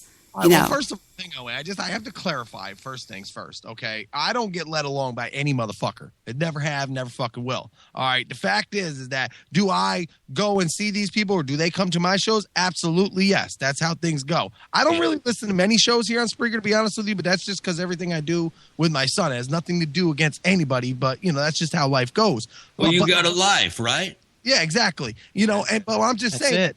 Do they come talk to me? Sure. And I really don't have any personal issues because they've done absolutely nothing to me. But at the same time, I'm not going to condone their actions. I'm not going to say they're good or they're bad. They got to learn their own fucking lessons. They got to do their own fucking thing. This has nothing to do with me in that sense. That's exactly what before I came on the air, I was watching Looney Tunes with a 4-year-old, so I have a life outside of this too that I'm constantly involved in. And even, I have to say this because this all started because of Guy. I mean, because Guy was the subject. Look, if you don't like Guy, that's your prerogative. Call him a motherfucker. Tell me or tell other people his show's a just an absolute shit show or whatever. But to sit here, because obviously he's not here, because I believe that if he was listening, he would be in this conversation. He's listening. He's in the chat room. He told me a minute ago. He said, "I'm in your chat room listening, but I'm not going to be chatting." He's listening. Also, I do want to clarify the fact whether he's here. I'm not even looking at the chat. We gave credit that he has both me and Rick both said that he does have a quality show. He does have great production. He does do everything he needs to do. That's what I got from it. I mean, just as a new guy, from a new guy's perspective, I came into it. The shows that I like are the shows I go to, and you guys know what shows I go to. Those are the ones I enjoy. I enjoy his show. You know what, and I want to say, I personally made the mistake of letting Guy get under my skin. And I think that's what made it easy for me to hop on that bandwagon and exploit a few things that I wouldn't normally exploit. But I did. I made that mistake of letting him get under my skin. That shit he sent me on Skype I can't tell you how bad that fucking pissed me off. I mean, first and foremost, I could give 2 fucks what Dino does. I mean, he's not my bitch. That's it. He's somebody else's bitch. Right. I don't know whose. Yeah, he's Queen, not mine. Fucking collar, okay? But then to think you're going to threaten me. I mean, again, I made the mistake of letting that get under my skin a little bit more than what I should have. And I did go farther with some of the shit that was exploited than what I normally would have with anybody else. Well, you and I both know his grandchild had nothing to do with anything. Absolutely. You know what? And I'll tell you what, because now that we know he's listening, and this is on the air, if it makes you feel any better, hey, guess what? My grandbabies are mixed also. So there you go. Well, okay. Touche. Well, it's a good thing. Everybody's talking. Everybody's wide open. That's the way it should be. And I'm, right, but I'm telling you. You're the only one that's not wide open yet. Tell us. Yeah, Steve, Tell us come about on. That. Steve. Peel that cheese sandwich apart. Yeah, I'm ready. Oh, Dina, that was horrible. That was horrible. Oh, my God. Andy wants to say something, but Andy, if you say the word ladies and gentlemen, I'm going to hang up on you. Yeah, Debbie. Reach down there and grab one, Andy. Why would I say that? I don't know. I was joking. So what's going on? What did you want to say, dear? I just wanted to say hi to everybody. That was it. Okay. Well, hi. what all that Skype was? That doop, doop, doop in my... Okay. Andy. You're all right, Andy. Well, you know what? Lester, how's your throat, buddy? I just want to ask real quick, man. How's it? It's not worth the fuck right now. I went to the doctor today, and what's he saying? No, it's going to be fine. I went off the other night on something I shouldn't have gone off on. Right. And not off, but I mean, I went way too long, and I didn't give it a chance, so I took a steroid shot. They're going to give me some racehorse medicine. I'll be good in a couple of days. I know that. Yeah. Just making sure, buddy. Just making sure. My voice, I can't get my voice right, so I sound like... Did you forget what your original voice ever sounded like? Do you know what you sound like? It's done. But you know what? I'm really glad that we got a chance to talk on here, because I think there's some people out there that think that they have become your spiritual leader, Dino and Rick. I'm sorry to hear that they think that. Well, but I'm just saying, I think there's a few people out there that think that, and I think that we don't need to forget, we've all been here a long fucking time. That's right. And whether we like each other or whatever, we're still brothers in arms to do with Spreaker. Well, that's and I think that's important to remember. It is, and Guy's been here longer than all of us, I believe. In all seriousness, he's been here. I think he came in. I think we came in basically at the same time. I know he was here before me. I know that for a fact. Mm-hmm. And I just, you know, this whole bit of, you know, I was in Guy Shea's show, in his chat room tonight, and I was watching, and Debi. Lester, you there, bud? What happened? He came in there and. Oh, there you go. Lester, you're cutting in and out, bud. Oh, am I really? I wonder what the deal is. All right, you're good now. Try it again. All right, lost your audio again. Everybody else on the panel live? Yes, I am. So what's up, everybody? Hello. All right, there you are. Lester, you're back. Thank you, Andy Bong. Everybody mute your mics, please, when somebody talks like I'm doing it to help. Wonder what if I'm breaking up, I'll go ahead and get off of here. No, you're not. You sound fine. now. You're fine. Go ahead. All right, but anyway, all I was going to say is I don't understand all this meanness that goes around and people trying to just destroy everybody. Tell them what happened. It was ridiculous. Well, we were in Guy Shea's chat, and here comes Angela Truth. Right off the bat, she says hello to Debi the dumpster, or however she called her, or whatever. And it was just constant meanness all the way. And I get the idea that people want to barb at each other, but this just looked like an obsession to me. And I don't, and you know what? I honestly don't understand the whole dynamics between Debbie Daly and Angela Truth, or Bathtub Girl, whatever she is. But I don't get that, and I don't understand this need to try to get other people to hate somebody. Is that all? I mean, some people, that's all they had. That's all they bring to the table is hate. And then what she's playing on now is she calls Andy and John people with quote unquote diminished capacities, which I don't know where she got that from, and she goes to them and says, Poor Josh, you're talented. And she did it with Steve in Jay Sand's chat room the other night. She attacked Steve and said, you're too talented to be with Dumpster. You know, she's going to turn on you. She's going to do, and she just goes to person, you know, she's trying to get to the news guy. It's weird. Well, I finally witnessed it for the first time. You know, did I say anything to her? No, I was trying to just deflect. I was going, stop it, you know. Angela. Well, you finally got in some pretty good shots, though. I thought. Well, whenever she said Debbie Daly, the dumpster is a fat ass or something like that, and that was when I defended myself. She said you were 56, and right. I think you said that 56 was her waist size or something. I don't remember. I said I wear a size 6, Angela, and she said, "Ha." Maybe 20 years ago, and it was her, and she was being horrible. I'm sorry. Period. Well, you know, I don't. You know, again, I don't know, and I don't understand. I was the night that I did call into your show, and I destroyed my voice. Holly Stalin was in here, and it was obvious to me that Holly came in with Chris Top, and she was I don't know what happened to Holly. Except it seems like she's just come under the spell of some people that are. Well, brand new. she's hanging out with that. She's good friends with Bathtub Girl. I know that for a fact. And she's entitled to be good friends with her. But why does this woman have to send her to do her dirty work? Mm-hmm. Exactly. And I don't get that. I just don't understand that. And I look. Like and then Holly's show, using Andy Bong to do her dirty work. Well, and Andy knows that people have been good to you, Andy. I've said it 1,000 Yes, times. I know. My motherfucking favorite person here on Spreaker, and I'm not joking. People think it's sarcastic. Andy, how many times have I told you that?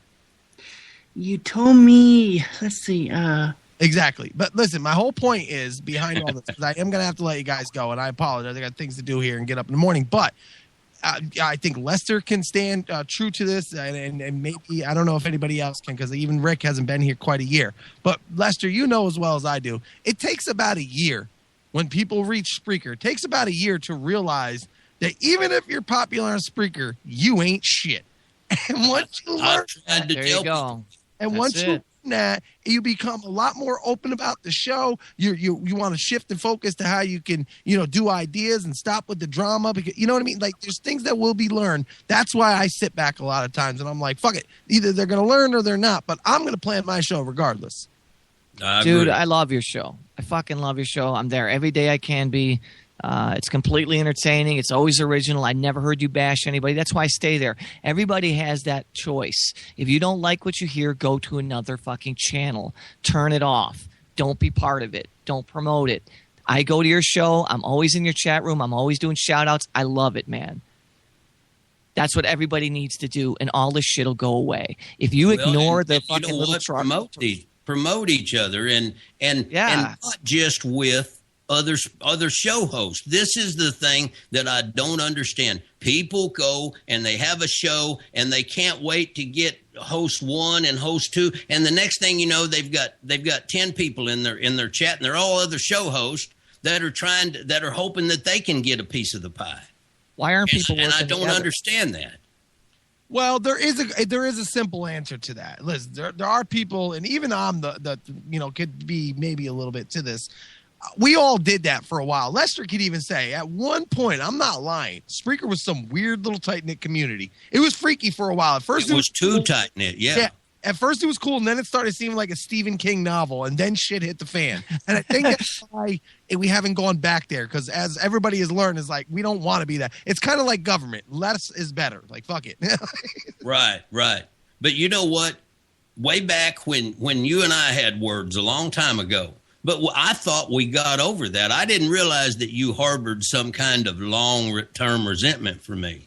Well, here's the deal. The only resentment that I had was, and I'm not going to lie, I've said this on air, and I haven't said it to you, but we haven't spoke. That's all. Is the fact that the name change. You guys really got on Nick, and that's the only thing that kicked up feelings in me, because you guys got on him bad about that, and I know it was just a joke, but I guess. Come on, man. And I know, but listen, come on. Come on. To change your name to J fucking Towers. Are you fucking serious? Listen, and he did the same thing that Jay Sands is doing. He thinks that this Shoutcast network's going to be the thing, and we all know what's going to happen there. They'll all be back with their tail between their legs, because that don't work. This is true. We watched it with that, and I'm just going to say the funniest part, and I will admit now, I didn't see it then. I do laugh now, and I've even told Nick it's funny. Is the fact that he is short and he used the name Jay Towers? Oh my God, man! Oh my God! Wow! It was, wow! And we did kind of make fun of that, but it was done in fun, because it's just like when I was on. I called in on I don't call in on a lot of shows, but I did call in on Jay Sand's show, and they tried to get me to tie up with Nick Larson, and Nick wanted to tie up. The only thing is he brought a goddamn knife to a gunfight, and it wasn't going to work. I love that saying. I've stolen that. Knife to a gunfight. I love that. Jewish producer's been added to the call. I can't get Andy off the call. All I can do is send him a message. I don't know. I'm gonna have to let everybody go anyway because I. Dino, hey, it's good talking to you, buddy. Hey, let's just kind of have an agreement. If anybody ever says I said anything about you, hey, just holler at me, man. We'll talk about it, and I'll tell you whether I did or didn't. And that, you know what, I expect the same. You can expect the same from me, and that's and seriously, that was the only thing I ever expected from Guy. And to be honest, it may sound cheesy, but that's all I ever expected. So yeah. Well, I think if we do that, I think if we keep that kind of rapport, we can keep these little sleaze bags from coming in and trying to cause rifts in between people that there's no sense in having rifts between. Bingo. And yeah, if you're ever going to hear me say anything, it's going to be on the air because I don't talk to many people at all on Skype. And a lot of people claim, oh, well, that was said on Skype. That was said. Bullshit. If it's no. I don't talk on Skype because everybody records you, man. Exactly. Fuck you. That's the truth. That's the God's truth, too. Well, or they lie and say, I've had people actually post on Pastebin fake Skype chats. That I've done. I'm like, what? Well, there are 700 Debi dailies. I already know that from way back in the day when we used to work. But it's just like they say, just let time pass by, and these people are going to figure out who the bad guys. I can't believe I titled it "This You Got to Hear." I was actually going to play that the NSA is actually targeting children and getting them to rat on their parents, and I'm going to talk about that. But look real quick, I got to tell Rick and Dino. I never once indicated that I created Clear Channel or iHeart. We were asked to participate in the rollout on Spreaker. That's it. Did they say that? Did y'all say that he said that?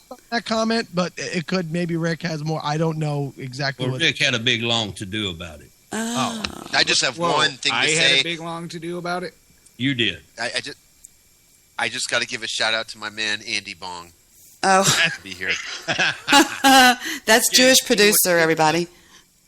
Hey, JP, what's up, Bo? What's up, man? No, but I just wanted to clear that up. I would never say that we are anything. Jesus Christ, iHeartRadio's been around for a long time, but since we were employed by Clear Channel and we were here. We were asked to help with the rollout and try to encourage that. We did those shows about iHeart's going to happen and this and that, and we just helped with that. It wasn't like we got anything out of that or we were anything special, but we did help, and we did change the name of our show over to the Johnny Molson Show. We did all the things that we said we would do during that time, and now we're back to what we were doing. Which I can't blame you for going back. I just want that to be clarified because that was a great fucking product. That really is a badass name, the Momster Boss Radio. Are you kidding me? Yeah. I hate that. I hate that y'all did that. I love that. Yeah, well, we're all good now. That's where we're at. So, and we knew what we were going to do once the rollout had been done, and we served absolutely no purpose for any of that after that, and we were back to Mobster Boss Radio. I didn't. You ought to try talking with somebody and calling him JD for 6 years, and then all of a sudden I got to call him Johnny Molson. Are you fucking kidding me? Shit. That was hard to do bits that way. Hell yeah. How many times did you slip? A ton. Yeah.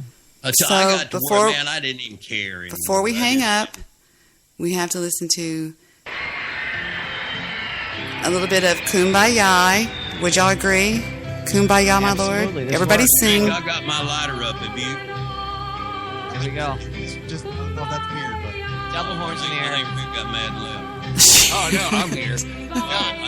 I got to be honest with you. I don't remember the big to-do about you and the iHeart thing, to be honest. I think you went off on some speech one night about how we were pumping our numbers and how who were we kidding that we didn't start iHeartRadio and all of that sort of stuff. Now, maybe you don't remember it. Maybe you're like me. When I go off on a rant, I don't remember half of what I said. Yeah, listen, I'm not going to deny it. I'm just going to say I don't remember it. I honestly don't. But I'm definitely not denying it. I may That's have. Okay. I know, but anyway, look, let's just all kind of have an agreement here. And any time anybody comes up from wherever and just says, Lester said this or whatever, dude, just ring me up and I'll do the same. You got, and listen, but I just want to say, you don't understand. You're talking about how frustrating it is for 6 years calling a guy. You don't understand how frustrating it is to do a show with a motherfucker on Friday, ask him got questions on Saturday morning, and he not remember. Yeah, that's what I was gonna say. To be fair, I don't remember half the shit I do. Hey, you got Rick, and we just all want to thank you, Dino, for taking Rick. That's just saying. Thank you. There you go. Shame on you, Debbie. You're grounded. We love you for that, Dino. Kumbaya, motherfuckers, kumbaya. Thank you, Dino. If it wasn't for you, it was back to the nunnery I go. Oh, here we go. He's gonna whine like a little baby. Well, but hey, I'm serious, guys. Hey, I love Rick. Where y'all come from? Lester, go ahead again and say it one more time. I just said let's just remember where we all come from. You don't have to like me. I'm not saying that, but hey, man, if we got an issue with each other, let's talk it out. And we talk it out off the air. It doesn't have to be anybody's bit, because I think there's nobody that can say that has had a conversation with me away from the radio, and if they say, man, this isn't supposed, you're not going to. I have never betrayed that confidence to anybody. Exactly. And I've never said a word to anybody about things that I've said with people. Nothing. That's important. It is important, and it shows allegiance, and it shows that it shows character, right? And that's very important. Ask me being raised by a damn Marine. I can vouch for that. So. Oh, that's very sweet. Thank you, Mr. Midnight Movie. I too will vouch for that. No, you won't, Jewish producer. I'm sorry. You're a damn liar, Debbie. I'm joking. I'm going to put my lighter down because Kumbaya. Is it burning your finger yet? Yeah. Well, throat problems and a burnt finger. Kumbaya is. I ain't got a voice or nothing. Hell, I don't even know what I sound like anymore. Just stand there and look good. Better than you. Well, it kind of sounds like this, but don't worry about it, man. We really enjoy it. I got that. Here we go, boys. Kumbaya. Wait a minute. Oh, here's the gospel choir. Should we play that one? Let's do that one. Let's play the full ghetto gospel choir doing Kumbaya for Mr. Midnight Movie. I thought that was for Mr. Solution. No, Mr. Midnight Movie. He would love this, right? Cool. No, I like all of you guys, especially Lester though, and Mr. Midnight Movie, and seriously, and Steve, and David. Me. Dino, I said you first. When do these people sing? It was Jewish producer that was asking. Yeah. Oh, sorry. Yeah, JP, we love you, brother. Forgot all about me. I didn't forget that, brother. I didn't forget about you, JP. Oh, they're swaying back and forth on this one. I'm already moving. I feel a little bit of blackness coming in me. I got some rhythm. I used to sing that at campfires. Mr. Midnight Movie Throwing really up the hates horns. This is the time when, we played the song and Jewish producer would whip my back and make me work harder. He would cane you. Yes. Feel free to use that as a drop on your show, guys. I don't know. Jewish producer was Pony Boy 2009. I'm just saying. Remember? Yeah. He got voted Pony Boy 1999. Only happened once. Lightning doesn't strike twice. There you go. So, Lester, introduce Jewish producer, introduce yourself to Dino of the Dino Fuck You Network and his. God, I feel like I'm in a classroom. And his buddy. Yeah, I've got him at the front of the class. This is Jewish producer. I'm alcoholic. You're a long-time fan, first-time caller. No, well, That's pretty good. Well, I think this is. Has anything gotten better tonight in here? Or? No, I think everything's good. I'm glad we got a chance to talk about this. And Lester sends me a Scott match. Goes, bring me in, bring me in. And all I could say is all the years I put into Blog Talk Radio, and the little bit of time I've been here, if we had done this with the bigwigs and the people who really knew what the fucking how to run a show back there, it would have been a lot better. So this unified connection we have right now, don't let it go. Keep it going. Yeah, but I'm going to say something. There is. Getting a little uncomfortable with all these feelings and shit. Yeah, I'm going to say, I'm going to spoil the moment then. With all this going on, guys, trust me when I say this runs deep with this chick named Angela with me. She's obsessed or something. Nothing will make her hate go away from me. Nothing. I've tried everything. Everything. And a big cock. Because a big cock solves a lot. That's right. Well, that looks like a job for Andy Bong. Mr. Midnight Movie, will you challenge it? Treat it like a big cheeseburger, brother. But I think hers is almost medical with me. I mean, it's like, I don't know. It's weird. I don't know that woman hardly, and she just won't seem to go away. I don't know what it is. I will say that tonight was the first night that I actually witnessed it because she came in the room with hate. Just boom, boom, boom, boom, boom. Yeah, and I was I was hiding behind Lester. Well, Josh Peterson was in there. Only thing I asked her was what was up with that eye. Yeah, it's funny shit. No, right. I didn't. In your chat there, Pimp Daddy said this is the Spreaker Justice League. That's good. God damn it, I want to be Wonder Woman. There you go. Justice League, that's great. I'm Stretch Armstrong. He's not in the Justice League, Steve. Just let that hang there. I don't know. Let it linger. Let it linger. Just let it hang there. Who all's in the Justice League? Oh, fuck. I have the Justice League. I bought it for my little monkey that lives over here. He got the entire $179 Justice League. He had to have the Justice League, and it's got Aquaman and the guy it's got Wonder Woman. It's got Batman. I'll take her. Go ahead. I said I'll take her. It's got Mr. Solution could be the Black Falcon. There's a Falcon. That guy's in there, and it's just the only one that's not in there is Superman. So he's not in the Justice League. Oh, so Batman and Robin's in there. Oh yeah. All those superheroes need a good lawyer. They do. Who is the super lawyer? They got to have some kind of. It was Johnny Cochran, but nobody's filled his position since he died. Well, you're Jewish, so it's got to be you. He died. I thought it was Super Jew. He had the power of legality, or was it doctoring? I don't know if it was medicine or law. Super Jew. Super Jew. Power of attorney by force. I don't know about you getting heat. No, I'm only joking. Listen, I gotta go. All right, Dino, man. Well, Dino, thanks for just showing up. Good talk, guys. On behalf of the Debbie Daily Network, fuck you. See, he told me to say that. I fucking love it. Dino, fuck you, brother. Peace. I'll see you at your show, man. God, I thought he'd never leave. Oh, shit. What's the name of that ape show again? That Fuck ape. you. I think Dino's funny. Heard And of it. Josh Peterson and I have officially posted that banner I made for you on Facebook. So if you're out there listening, I think you are. It's on Facebook, dear. He wants to be There was one time I was even trying to talk Rick into leaving Dino and doing his own show. I told Dino that though.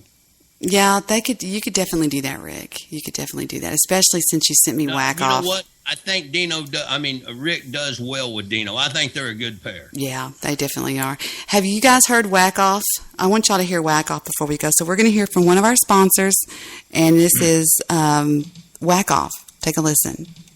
Hi, folks. Rick here from Weekend Edition with Dino and Rick. Like most of you men out there, I like to enjoy the great outdoors. But whether I'm camping, fishing, hiking, or hunting, bugs and mosquitoes are always a problem. Well, man, I'm here to tell you about a new way to combat this problem that has been kept secret till now. Whack Off. That's what I do. Whack Off. Whack Off is a powerful bug repellent originally created for the Australian Armed Forces. But thanks to free trade, we Americans can now whack off. When I'm camping in a mosquito-infested forest, I pitch a tent and whack off. When I'm hunting all by myself in a spider-infested deer blind, I whack off. This product is also perfect for all you fishermen out there. How annoying is it to have mosquitoes and gnats buzzing around your ears while you're trying to bait your hook? Well, no more. All the top master baiters I know whack off. So, fellas, next time you're out enjoying some alone time in the great outdoors, don't come unprepared. Whack off. I'm his wife, and I give. Well, oh, never mind. I blew that. Forget it. Oh, God, you had it. I know. I messed up. I was going to do something to it, but she's so good at those. I know. Yeah. I wanted to mention that Debbie and I were on the Andy Bong show, and we were talking about, mothers and daughters, fathers and sons and mothers and daughters. And Andy Bong went into a tirade about the website Daughter Destruction, and I just Debbie, do I need to hear this? It's pretty racy. Okay. Just get into your mind about daughter. He goes, and what about this Daughter Destruction? Have you ever heard of it? I don't know if Andy's and he goes, here. well, I just wanted to say that if my daughter was on a webcam taking her clothes off, that I would need to be in that room with her. And we were like, Andy, I think you said that wrong, baby. Yeah, he said that wrong. It was cute. So, and he sent me. Where's David tonight? Shout out to David. He's here. He's here. Oh, he's my buddy. Yeah, and Andy sent me something on Skype a minute ago. He wanted me to play. It's the promo for his show tomorrow, and I told him I would. So here we go. Here is his promo for tomorrow. Here we go. Stand by. Why do I have an incoming call from Rick Landstrom and all you guys? What did I do? I think I hung up on y'all. Hold on, she's feeding back in. Oh, I must have lost y'all. All right, we're all back. Okay, here's the promo for the show tomorrow that Andy sent me. Rick's not back. Feedback on you, Mr. Midnight Movie. Spreaker FM. Spreaker FM. Spreaker FM. All right, we're good to go. Hey guys, my name is Andy Bond. Tomorrow at 9 o'clock p.m., join us for a special presentation from throughout the military history from Vietnam War to the present war. We're going to be sitting down with Ernie Alberts of Ouija Radio. So, hey guys, check it out at 9 o'clock p.m. Now wait a minute. I thought this had me on it. I didn't forget it. Forget what you just heard. Never mind. Andy, I didn't remember. I'm not playing it if it doesn't have me. Ernie Abbott of Ouija. Andy should talk about Daughter Destruction on his show. Ouija Radio? Are you kidding me? Okay. Well, anyway, that's the Andy Bong Show. I'll be tuning in tomorrow night. I think at 9:30. Whatever. Okay. 9. Now, does anyone here know that Andy Bong is 25 years old, a virgin, and has never watched porn? It's amazing. Yes, I know. It's unbelievable. It's almost as bad as Chad never having had sex yet. Chad's a virgin? Mm-hmm. Yes. Y'all are going to ruin Andy. Andy, just ignore them. No, that's not, Andy, there's nothing wrong with that. You're waiting for the right whatever. Mr. Midnight Movie, am I wrong about Chad? I sound like... Chad is a virgin. I don't know if he's ever watched a porno, but I was watching porn at 14 years of age, and I've only committed 3 rapes. So... Oh, Lord. I'm only kidding. Not even one a year. Oh, no. Not even one a year. I'm sorry. I'm sorry, God. I'm sorry. And Lord, forgive us for our sins, for we know not what we do. Y'all should see Andy's banner. She's Josh's banner. It looks pretty good. It says, Josh Peterson, official doorman bouncer for the Debbie Daily Show.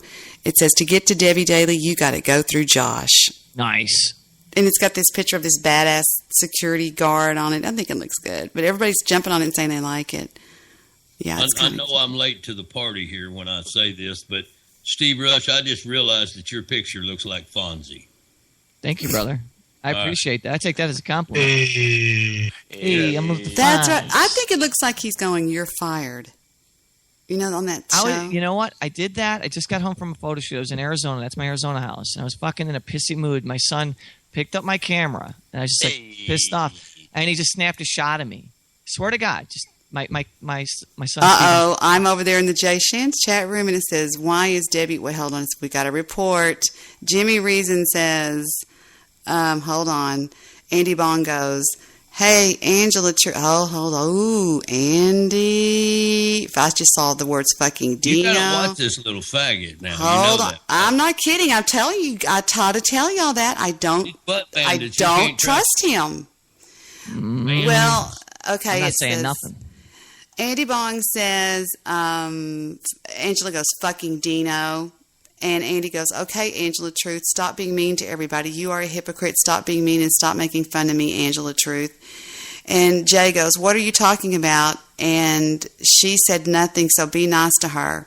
And Andy says, I'm being nice, Jay.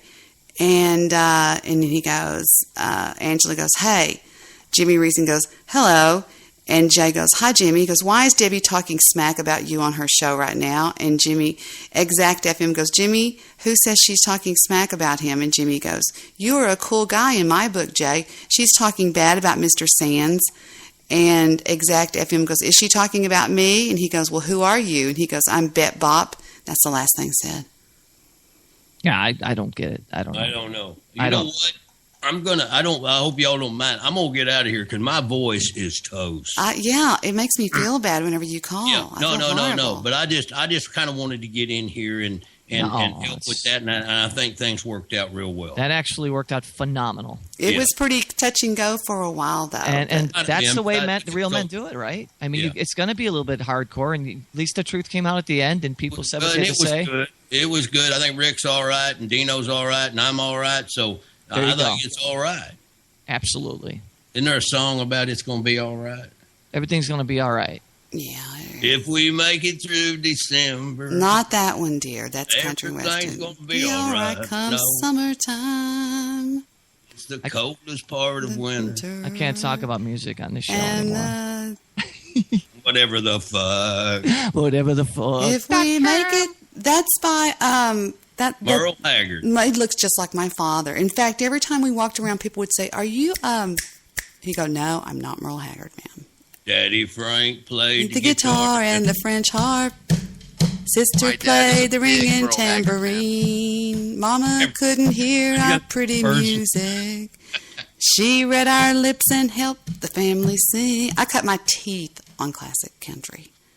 You and me both, dear. Okay, now we've got a report. It says, here we go. I am starting to think that she has some problems, says Jimmy Reasons. I guess talking about me. I bet they're talking about us right now. They're talking about us. Well, who is Jimmy Reasons? I don't know, but he said, I'm beginning to think she has some problems. Shit, I don't know who he is. Some guy that just got busted talking. Oh, he goes, good night, all. Uh-oh, he's gone. He just left it. I turned 21 in prison doing life without parole. No one could steer me right, but Mama tried. Mama tried.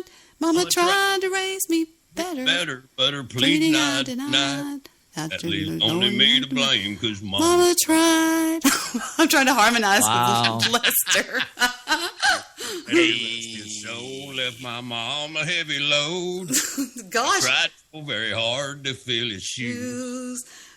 Working hours every day. Wanted me to have the best. No one could steer me right. I know. I'm messed up on it. That's not fair. Just because your throat hurts, you have to hurt my ears. And I turned 21. I got to quit. What about this one? Wait. Silver wings shining in the sun. I sound like a dog with his nuts in flash. Roaring engines slowly fading. Never mind. All right. Debbie could sing, fuckers. That's all I'm going to say. Debbie could always sing. She could always fucking sing like a bird, man. Oh, you're just saying that because it's true. No, fucking truth, man. I listen to Debbie sing after shows. I'll go right back to that part and hear it again. I'm not even lying. There you go. I hear it.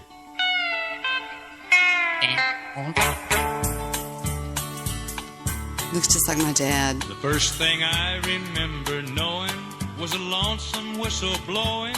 Well, there we go. That's our moment. What about? Oh, here's one. This goes out to Dino. I'll tell you, this is Dino right here. I'm the only hell my mama ever raised. He's got to be horrible to be a mother, too. I can't sell my mama short on loving me. God, that sounds just like Lester. You know what, Deb?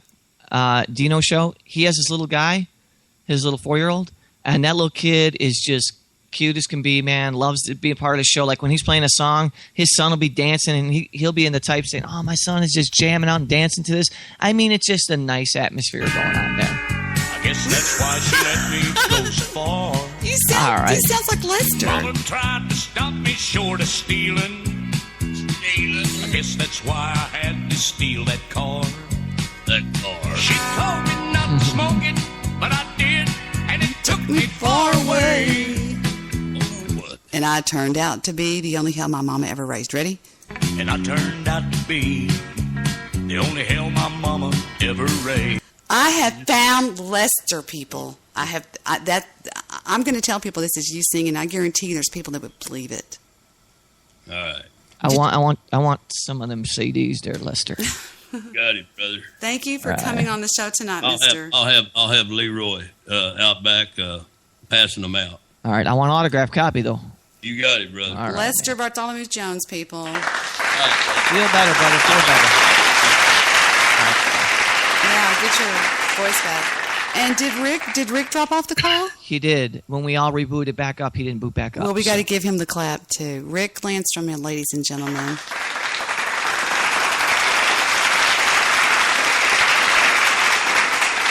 And, of course, his little dog, Dino. Thank you. And there you have it. And now everybody has the clap. Exactly. We give the clap over here on this show. We make sure that you get the clap. And, I just want to say that why is it that everybody goes, I'm really beginning to think there's something wrong with her? I'm going, what? Yeah, I don't know. I don't either. That kid, what was that? Jimmy who said that? That new guy? Some guy named Jimmy Reason was over there running his mouth in Jay Sand's chat room because I've got his chat room open. Yeah, I do too now. I monitor. No, actually, he seems like a really nice guy. I chatted back and forth with him, and he knows I'm on your show, so I don't think he has anything negative to say about you. But whatever. I don't know. Maybe are they simulcasting us right now? No. Let me check. Who was Jason the Destroyer last night? Who was that, Debbie? I don't feel at liberty to tell, but they did come forward to me today on Skype and said who it was. I thought he was great. Oh, come on. You can't say who? Well, I'd have to ask the person if I can say. Why? They didn't tell you not to say anything, did they? Good point. See, that's not the way I do business, Joe. That's the way you would do business. Hang on. Let me ask if I can say something. You know what? That That was makes great. You perfect got to bring sense him to on me, again, though. Debbie. That guy was great. That makes no sense, Debbie. Not betraying anybody by saying whatever. Hold on. Actually, that is my philosophy. That's for sure. I just said, can I say that you were Jesse they want me to tell? And y'all don't even know who I'm asking. So we'll see if he answers. I don't know if he will or not. He might have already signed off, but... Signed off. That was great, by the way. Jesse the Destroyer was the highlight of the show last night. He was absolutely hysterical. Fucking made me cry. That's great. Made him cry. Debbie makes everybody cry. That was funny as hell. Did you get the video I sent you? I tweeted to you, Debbie? I haven't checked Twitter all day. You sent me a Twitter message, you big liar. Oh, that was on my Skype. Busted. Hold on, let the Jewish producer get it out. Lie. I sent that off my iPhone. God damn, Jewish producer. Hold on. He tries to get something negative on me and he goes, ape shit. I sent that from my iPhone. Okay. Jesus Christ. So evil. iPhone. There ain't no such thing as an iPhone. There's a phone. Sensitive being. You are. You're too sensitive. It's my but phone, I sent you something on. I sent you. It's all, Okay. but it's 10 minutes long, so it's kind of too long. But it was Is it on. really? What was it? Yeah, what video was It was it? Jesus is. It's called Jesus is a Lie. We've seen that one. No, you haven't. You've sent me Jesus Nope. is a Lie on YouTube. I'm pretty sure. Yeah, I think you sent it to me too. It's of Horus of Egypt. It talks about Horus of Egypt. I'm pretty sure. Is it entitled Jesus is... I'm on YouTube. I'll just look at it. I'm pretty sure that you've sent this to me. Well, look at the Twitter though, because I don't know. Well, okay. Is it a girl that says Jesus is a lie and she's got her hand up on the thing? No. No. Because there's a bunch of them that are called Jesus is a lie. What is the picture on it? I forget, but it was of Horus of Egypt. The voice of Egypt? Is that what you're saying? The voice? Horus of Egypt. The horse of Egypt? Horus of Egypt. Just, okay, if you can get into your Twitter feed. No, I can't right now for some reason. I'm glad Steve got that. Oh, God, I love Damn it. I love I can't get online because Skype and stuff takes a lot of energy from online. So. And you're laying down, right? Let me see if I can do it. Oh, I can do it. Never mind. I've got it. Okay, here I go. I'm signing into Twitter. You know, when I sign into Twitter on my iPhone, it doesn't let me sign in on my computer. For some reason, it gets real. Oh, you gotta assume. Yeah. Why does it do that? That's unfair. It signs me off of the. Okay, let's see. Here it is. Is it the my most computer recent and one my that you phone sent? don't interact like that. So, maybe because you have all Apple products. I don't know. Real proof that Jesus was not real. This is the sun. As far back as 10,000 BC, history is abundant with carvings and writing. Okay. Well, we'll play that if you want On me Sunday. To. Well, I don't think I'll play it Sunday, but No. well, actually, I probably would. Who's all on our call now? Can we get our Why show would you play? started? Yeah, it's a Sunday video for sure. We have only us four on the call, Deb. You need good. point counterpoint, Debbie, on that show to make it interesting. Yes. I'm trying to find an article that Victor was telling me about at lunch. That have you seen on the NSA? This came out today in the New York Times. Okay, and I think this is absolutely ridiculous. It's called. If you go to NSA.gov, there's a child's check. It's called Crypto Kids. Okay, they have a new section on the NSA.gov where they're trying to get children to rat on adults that they know that are doing no-nos, like their parents or their uncles or and I think that is deplorable. Do you know what I'm talking about? I don't. Well, I don't. it's certainly setting us up for some, you know. Well, okay, it's like, let's say you're doing something bad and you don't mind that your 4-year-old or your 6-year-old knows about it. They can go to NSA.gov and you can go to the Crypto Kids section. It's got all these happy little faces and stuff. And it's actually a way to reach young people to encourage them to rat on people. Well, so is our show called Geriatric Rage. We're actually reaching out to all of the young people out there who have been victimized by parents and grandparents who just don't want to hear their shit. Mm-hmm. Yes. And we right, think Mr. they should be. I think bad parents should be ratted out Well, to the rest of society and be scrutinized. You even talked about suing them, didn't you? You thought that would Yes, be I have. And I don't see that as a bad thing at all. Didn't it already happen? Agree. Well, it's already happened. A child has sued her parents. Well, okay, but look at this. If you can sue somebody for, say, defamation of character, well, I guess that wouldn't fall under defamation of character, but Or emotional distress. Emotional distress. If you can sue somebody for emotion, why couldn't you sue your parents? I mean, are they? If you can sue your employer for emotional distress, shouldn't you be able to sue your parents? True. I'm taking my dad to court tomorrow. No, let's all take our dads to court. Our bad fathers take a number. to court. Yeah, I'm going to be first in line. Dad, I'm picking you up. Where are we going? Oh, you'll see. Class action suit against bad fathers. My dad's got good money too. This might be worth it. Let me rethink. Especially if these cut you out of the will for being a prick or something like that, right? Think about it. Yeah, I want all of his money. So there you go, boys and girls. The Crypto Kids. You can become a Crypto Kid. All of you kids out there listening, go to the U at NSA.gov and become a Crypto Kid and rat out your parents. Yes. I'd rather be a vengeful kid than a crypto kid. I think that's bullshit. I think it's horrible. What? Crypto Kids. Are you kidding me?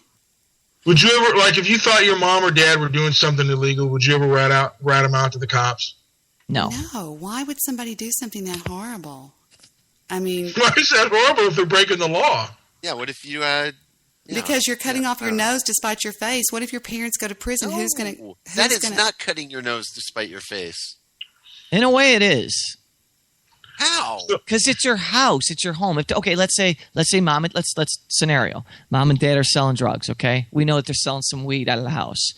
All right, you call the cops, you get it busted. Guess what happens to you? You go to Audie home. Mom and dad go to jail. You don't have a fucking house. You're living with weird people, and you might be getting raped by the people who just adopted you. What if they're dealing cocaine? Exactly. Yeah. Oh, You're that's not spiting your face to well. I'm to trying turn that to in. keep close. I'm just Debbie, saying if you it's had parents, different analogy. if you had parents that were dealing drugs, would you rat them out to the cops? Would you?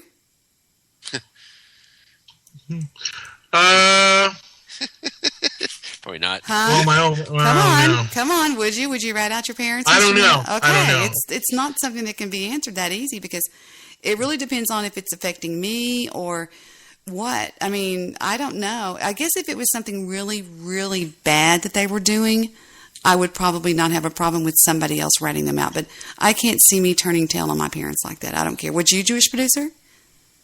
You know what? I don't know, to be honest. That would be a tough thing to do. It really would. I mean, to see your mom and dad walk off in handcuffs and knowing because you did that? They would have to be doing something worse than, I don't think drug related. It would have to be something bad, though. That's what I said. It depends on just how bad it was. Jewish show. What if they something sold like your that weed? actually happened in a movie that It'd I be watched jail. recently that's called Riding in Cars with I'd be Boys. prosecuting them. And I told you all about that movie. Do you remember? Yeah. What's the name of the movie? Riding Cars with Boys. Okay. There is a scene in that movie that you won't believe. Listen. Watch what happens. Just take a listen. Drew Barrymore's the mother.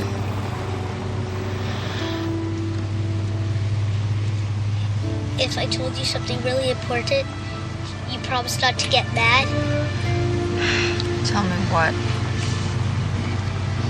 You gotta swear not to get mad, or else I'm not gonna tell you.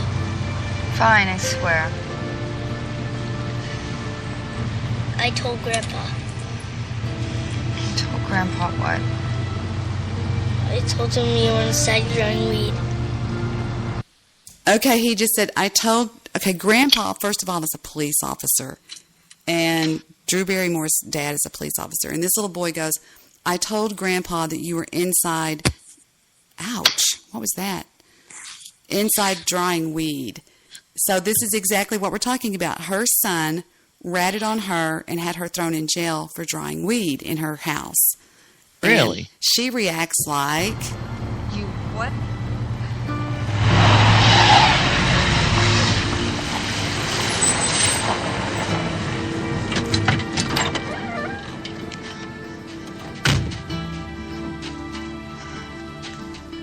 Why would you do that? Why? I don't know. No. You don't destroy everybody's life and then say, I don't know. Why? I was going to use that money to get us out of here.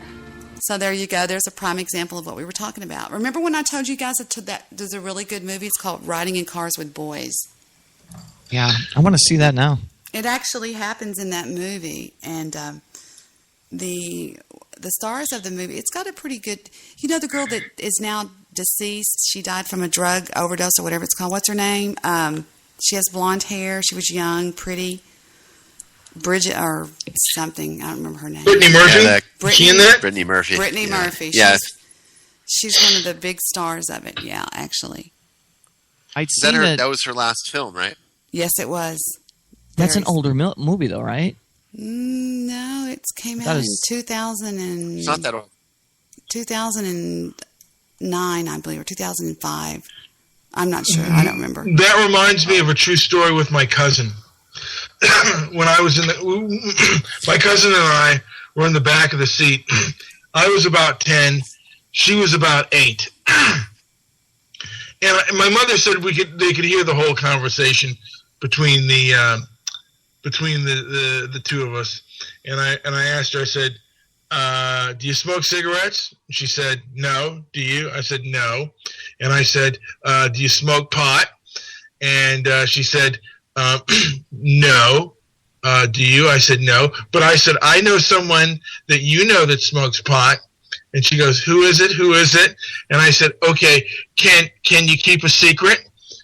And she says, okay. So I whisper in her ear that her sister, Steffi, smokes pot. And she went, oh my God. And her mother's in the car and she goes, Mom, does Steffi smoke pot? She promised not to tell. Good one. Good one. Yeah. Is that when you learned to not trust women with secrets? No, she just blew it out automatically. Debbie, we just found the source of all of his female issues. It started early. Yeah, women fucking lie. Snitchers. Well, everybody lies. I mean, the truth is about secrets. And this is one of the reasons why I have a hard time believing most conspiracy theories. There's only one way to keep a secret. If you tell, one other person and then that other person dies. And you kill that other person before you tell them. That's how you keep a secret. Or something like that. I understand. There's only one way to keep a secret between 3 people. And that's if one of them are dead, because people don't keep secrets. And this was a guy who was a publisher who said, published books and autobiographies. And he said, people don't keep secrets. I think what it is you're supposed to say 3 people know this and one of them's dead. If Or two somebody of them are dead. if somebody tells something, they go, I didn't say it. Say, well, only 3 people know this, and one of them's dead, or something like that. Maybe I even fucked it up. So for those of you who fucked weren't it there up. last I night, fucked it up first. I got it right, and then you fucked it up. I And fucked up I'll your get it right original again. fuck up. Okay. Last night we had a call on the broadcast, and it was very, very funny. It was just a surprise visit. I think it shocked all of us. Didn't it shock you guys when we had that strange call from this guy named Jesse the Destroyer? Did you hear that He was call, great. Jewish producer? You know what? No, I heard I heard a few minutes of it. I got to go back and listen to the whole thing though. It's funny. I was going to play some of it for the audience tonight. Yeah. If I can find I it. just listened to like a minute and I was laughing. How many of I you out gotta go there back have been and married listen. as long as Let me see if I can find when Jesse calls in. A few of you have. No, she can't. I'll get upset, Mr. Midnight Movie. I'll sleep under Victor. That's how scared I get. I'll actually make Victor sleep like American Hustle, By the way, Captain you read my Phillips, mind. I the wanted you Dallas to play Buyers the whole Club, Gravity, Her, Nebraska. Here's where he calls Philomena, 12 Years of... Me is your friend. Here's the call right American here. Hustle, I answer Captain the call, Phillips, and the here's Dallas Buyers Club, what happened. Gravity. Have y'all seen the Dallas Buyers Club? I have not. You would not believe how horrible Matthew McConaughey looks in that movie. It is grotesque. It's hard to look at. It's horrible. He looks worse than the girl named Charlize Theron looks in Monster. Yeah, it looks worse than that. It's going to be a white. I don't know who any of these people are, guys. I'm sorry. Charlize Theron? Oh, I don't she's know- no gorgeous. clue. She did a movie called Monster where she gained 40 pounds. Well, here he is. Boy, why am I lucky? You accepted me as your friend. Uh-oh. Should I have done that? Absolutely. Absolutely. I am what makes every show popular. I'm the guy you can hang up on whenever you feel like you've got enough of me. You're happy.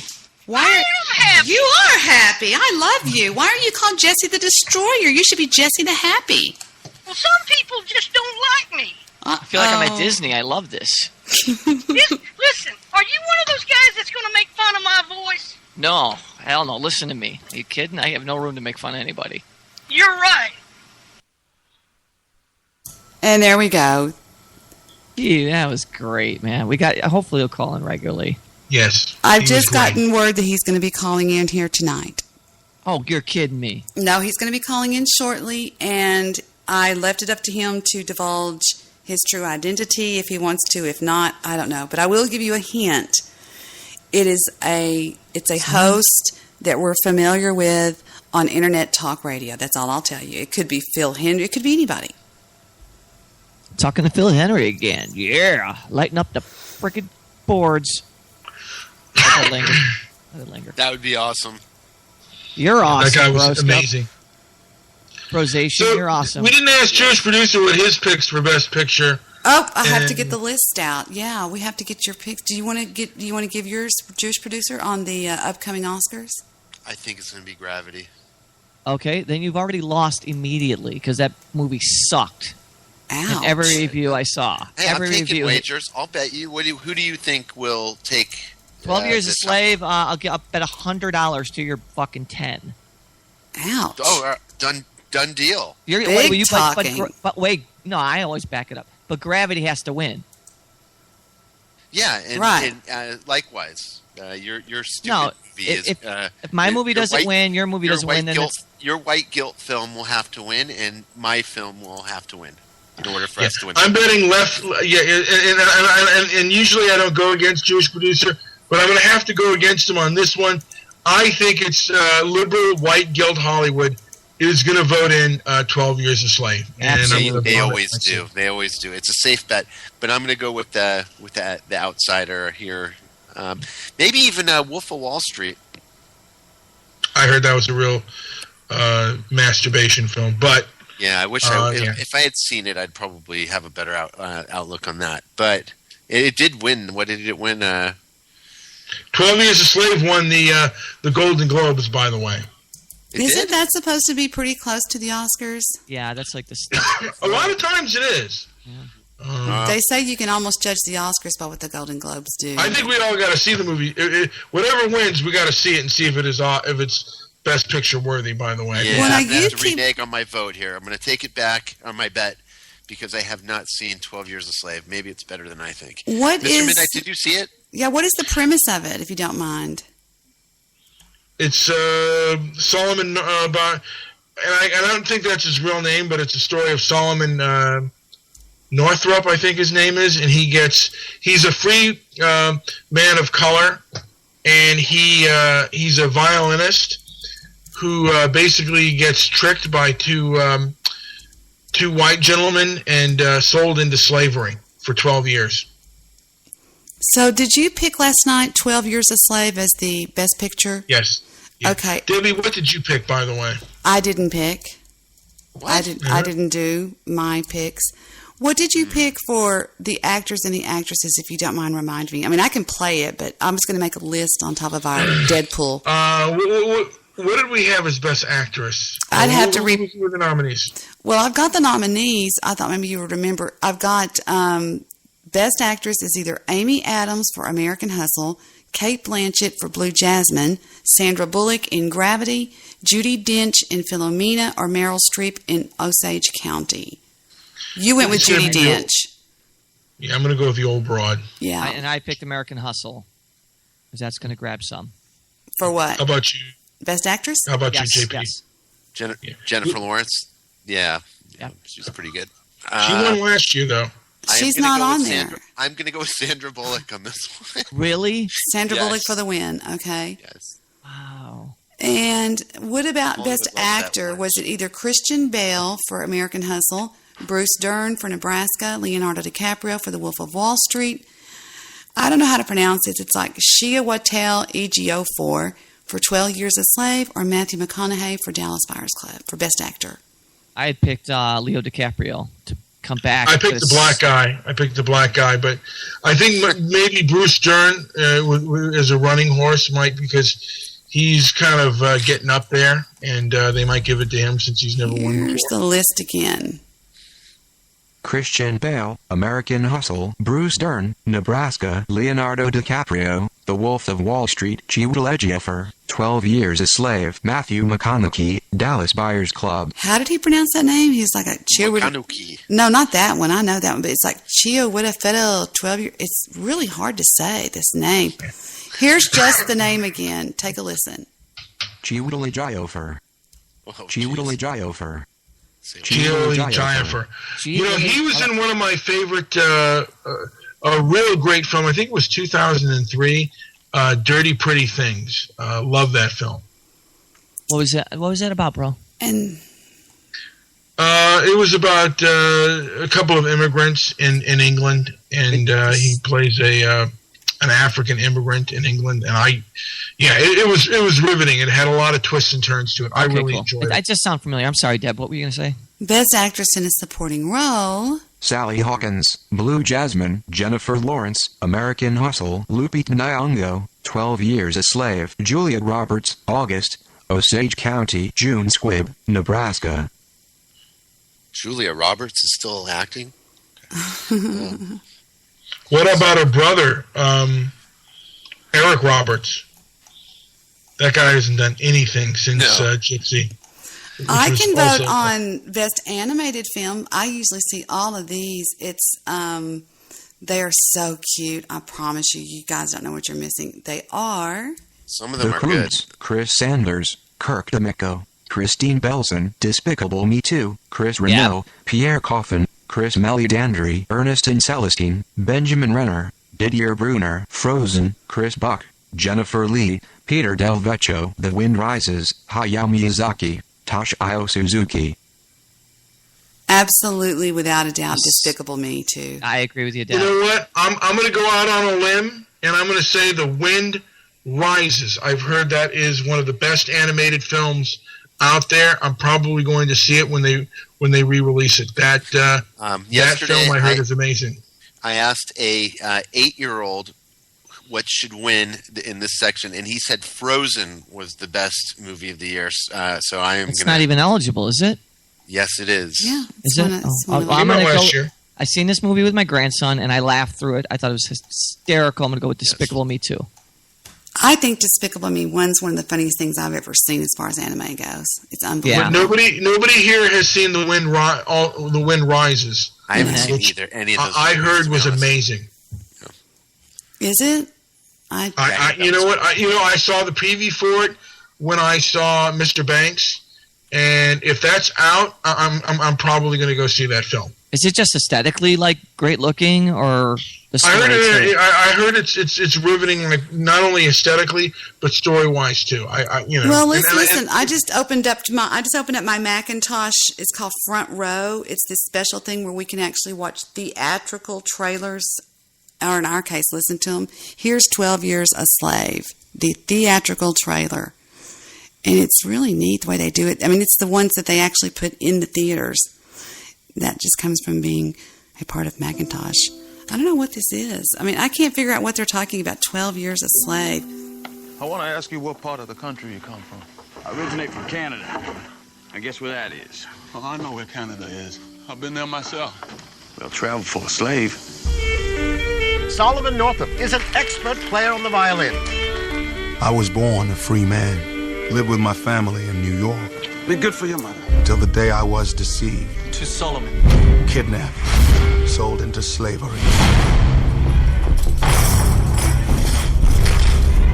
Wow. Well, boy, how you feel now? My name is Solomon Northup. I'm a free man. And you have no right whatsoever to detain me. You're no free man. You're nothing but a Georgia runaway. Went down to the river Jordan. And that servant that don't obey his Lord shall be beaten with many stripes. That's scripture. The condition of your laborers, it's all wrong. And my property. You say that with pride. I say it as fact. Snake! Man does how he pleases with his property. Truth! You come here. I say come here! Days ago, I was with my family in my home. Now you tell me all is lost. If you want to survive, do and say as little as possible. Wait a minute. Stop. Is this the way they really treated these people? They did. He wrote the book, and they actually documented. They went back and documented it. And but I'm just saying, is this the way people that had slaves treated these people? Are you joking me? This is pretty hard to look at. I'll tell you that right now. This is pretty hard to watch. It's very graphic. Yeah.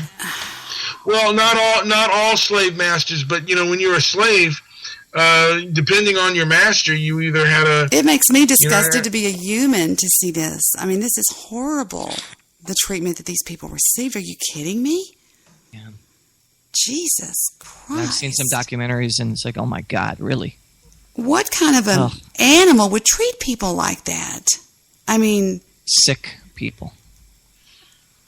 If I ever even found out anybody in my family tree treated people like that, I would change my name in a heartbeat. But like Mr. Midnight Movie said, there were some that did that, but most didn't. They just worked for them. It's pretty horrendous. I did see some documentaries, and I had to turn away. Here's Dallas. I can't watch that movie. Here is Dallas Buyers Club. And like I said, Matthew McConaughey looks horrible. It was great. I love this movie. But did you see how horrible he looked? It was a great movie, though. If you're a McConaughey fan, yeah, it's a shocking transformation. Unbelievable. Here's Dallas Buyers Club. It's a pretty interesting story. I've never thought he was that good of an actor. I thought in this movie it was a career role for him.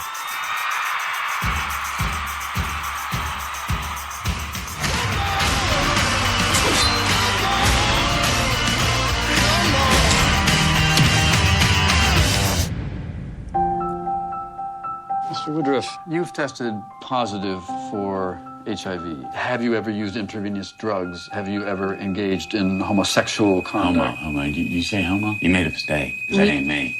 Mr. Woodruff, we estimate you have 30 days left. And newsflash for y'all. There ain't nothing out there can kill Ron Woodruff in 30 days. Them drugs, they just released for testing, and I know this hospital's one of the sites. I need it. It doesn't work that way, Mr. Woodruff. Where are you going? They got good meds out of Mexico that's better than what you can get here in the States. This is protein, totally non-toxic. You can't buy this in the USA? Not approved. You could be making a fortune off of this. You look great. Well, actually, I look amazing. Anything to declare? Nada. They're importing illegal drugs for sale. It's a very serious offense. They're not illegal. They're merely unapproved. I've been looking for you, Lone Star. Listen, Tinkerbell, unless you got more cash or new clients, I'm busy. You don't deserve our money. Cut you in 5%. 25. Take it or leave it. Welcome to the Dallas Buyers Club. You treating these people? How they're treating themselves. Well, I ain't selling drugs. I'm selling membership. Walker, Dorsett, these are patients. Yes, sir. They're also the names of players on the Dallas Cowboys. That's a hell of a coincidence. The hell is it? I have a court order permitting us to confiscate any and all non-FDA approved supplements. We need a new supply. Check Amsterdam, Ghana, and Israel. We can do business with you. Why are we here? Nice restaurant, beautiful woman. That's where I feel like a human again. Mr. Woodruff, what is going on? People are dying. You're nothing more than a common drug dealer. TJ, this is Rayon. Freaking homo.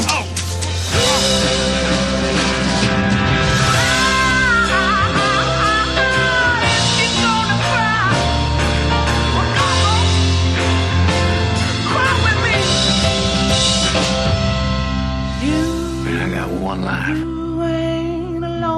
Wanted to mean something. Just let me be your ticket home. And there you go, the Dallas Buyers Club. Sounds good. It's pretty intense. Did you find it kind of got a little bit boring after a while, Mr. Jewish Producer? I don't want to say Mr. I don't know, but because of my Facebook, probably. Meester. Oh, I used to say Mr. Jewish Producer, but I always say that because of Mr. Minute Movie. Did you find it got a little lulzy? I mean, a little boring? I remember when I walked out of that movie, I said it could have been 10 minutes shorter. So I think you're probably right. Yeah, they kind of drug it out quite a bit. They drug it out. Now, Frozen is up for the animated. That's a funny freaking movie. I can't wait for How to Train Your Dragon 2. That cannot come on quick enough because How to Train Your Dragon was excellent. Yeah, I saw it with my grandbaby too, and I liked that one. Adorable movie. Have you looked at the Wind Rises? Let me see if it's on the list. Is it The Wind Rises? Let me take a look. We got The Wolf of Wall Street, The Secret Life of Walter Mitty, The Right Kind of Way, The Past. I don't see The Wind Rises on here. And that's interesting because just about everything's on here. Is it? Well, because it's not new, right? It's already been out for quite a while, right? Yeah. No. Well, but I thought they had all the nominated films on there. You would think they did, but they don't. I don't see it. The Legend of Hercules, The Invisible Woman, The Hunger Games, The Hobbit, The Grand Budapest, The Expendables, The Box Trolls, The Bagman, The Amazing Spider-Man 2. I heard The Last Days of Pompeii is going to be maybe a sleeper hit. That's not a sequel. The new one, it just says Pompeii. Pompeii, yeah. I don't know. We can take a listen to it. We haven't done theatrical trailers in a long time on this show. Here comes Pompeii. I always turn away from my computer to see if they're worth just listening to the audio. And if they are, I'll let them go. If not, I'll cut it off. Right.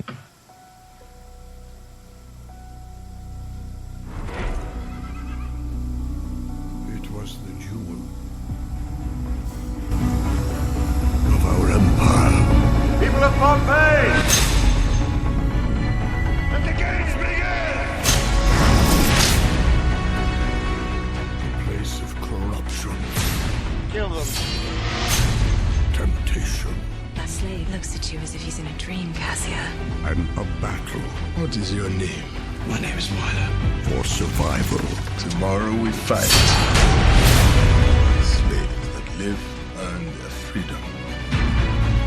From all corners of the Roman world, people would gather here. What is this? It is the mountain. For all our strength. Can you feel that? We lived in the shadow of a greater power.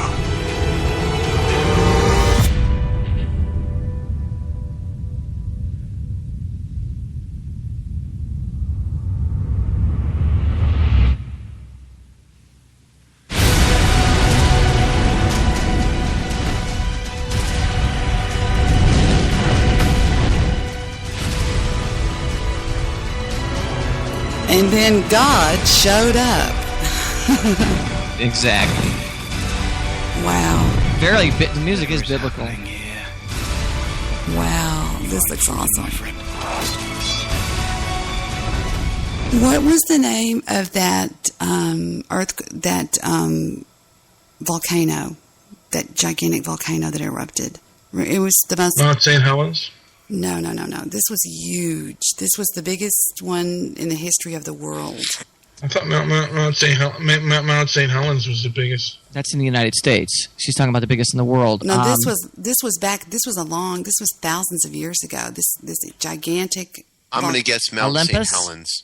No. Mount St. Helens was not that far. No, that's just in California, isn't it? That's just my guess because I have no idea. Is it Mount Olympus? No.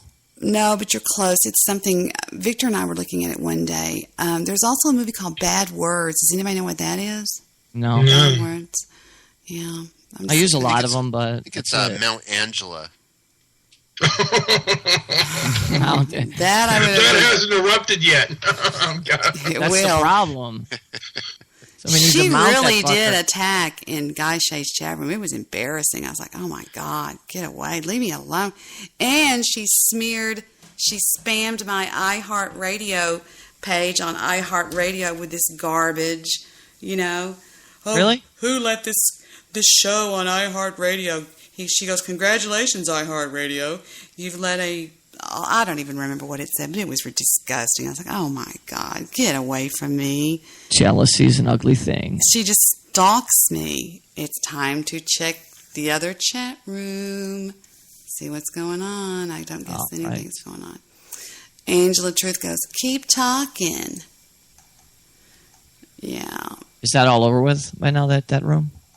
She's like, just keep talking.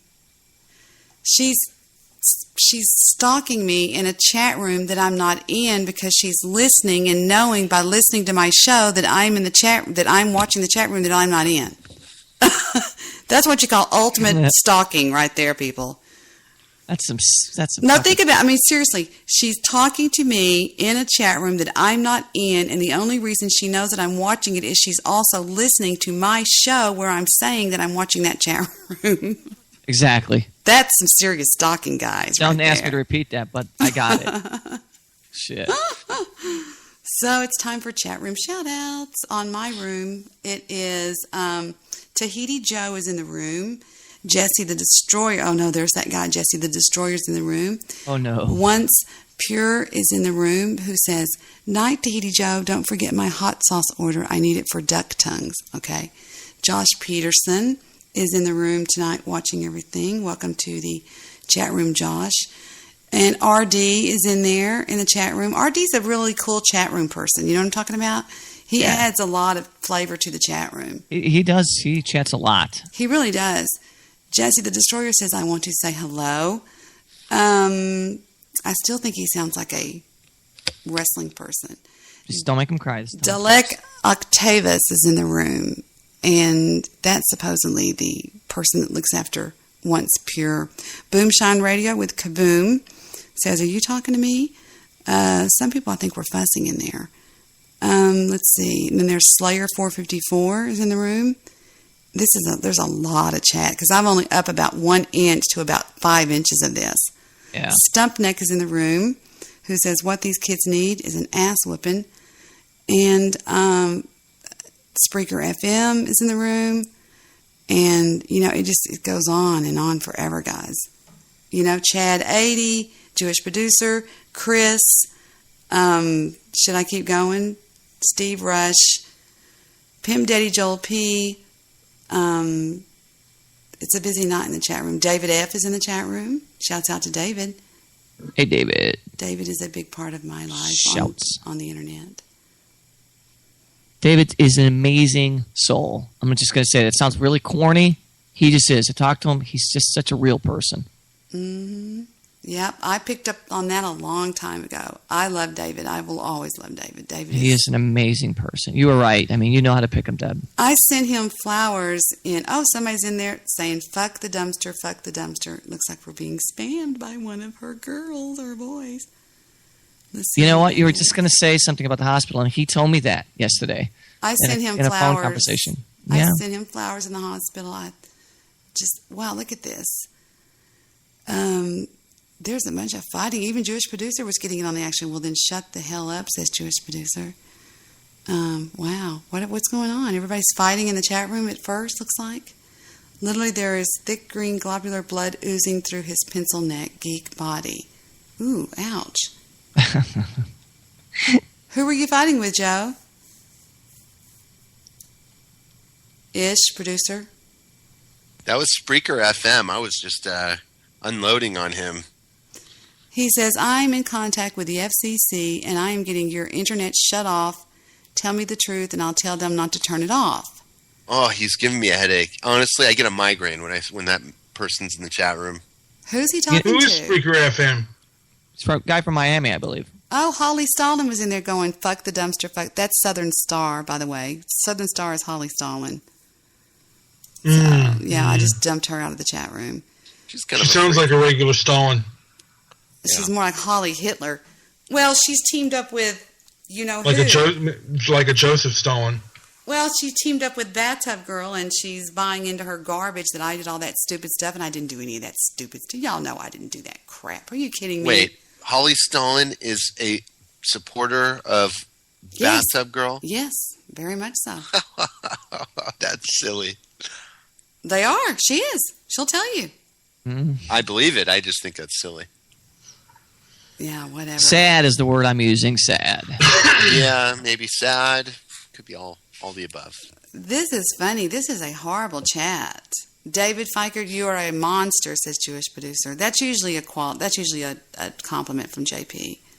And David says, oh yeah, well why is that, JP? And Delek Octavia says, what the hell are you? Spreaker FM says, oh, but I can, and you spill it that you're not alien. I'll get your internet not turned off. We're a rescue team, says Tahiti Joe, not assassins. David, you know I'm joking. You're the best. He says, I know you are, buddy. Jewish producer says, Steve Rush, now he's a monster with green gravy blood. And then Spreaker FM says, oh, P, I am dead serious. You tell me the truth and I will tell them not to turn your Wi-Fi off. Goddamn jackpot, says Delic. This is more than we ever thought we'd get. We finally got those bastards. We got them, JP goes. Literally, there is thick green globular blood oozing through his pencil neck geek body. David says, what is going on between Spreaker FM and OP? That was my quote of the night, by the way. Here you go, Spreaker FM, a map of the internet in case you get lost, said Slayer54. She's your baggage. You fall behind and you're on your own, said Tahiti Joe. Spreaker FM and Oozer.com, says Jewish producer. Oh, okay, says David. Fuck, I'm not stupid. They're viruses, says Spreaker FM. Dalek says, I don't believe he did. I can find a single track. Jewish producer says, Spreaker FM, you want some of this, you fucktard? And Spreaker goes, I will blast you to shit, says Jewish producer. No, that's what I figured, said Jewish producer. And he says, well, what about the rest of Hopper's men? JP goes, you lay off David F. He's not what you say he is. Laughing out loud, you idiot, says Slayer. It's a map of the internet. You're lost. Fuck you, OP, says JP. Tahiti. You're such a fucking fighter. Tahiti Joe says, there's no sign, sir. They never left here. Hell, they just disappeared. Well, then shut the fuck up, says JP. No one calls for OP, says JP. Tahiti, good one. Jewish priest goes, I've had enough. And then Tahiti Joe says, he's killing us one at a time. And Spreaker FM says, I'm not lost. I'm a web developer. I know what I'm doing, okay? Oh, God, I wanted to vomit. And then Andy Bong says, potato. And then Dalek Octavia says, you set us up. It was bullshit, all of it. Jewish producer goes, Andy Bong is the most undervalued show host on Spreaker. And Spreaker FM. I agree. Andy Bong for president. Andy Bong says, Spreaker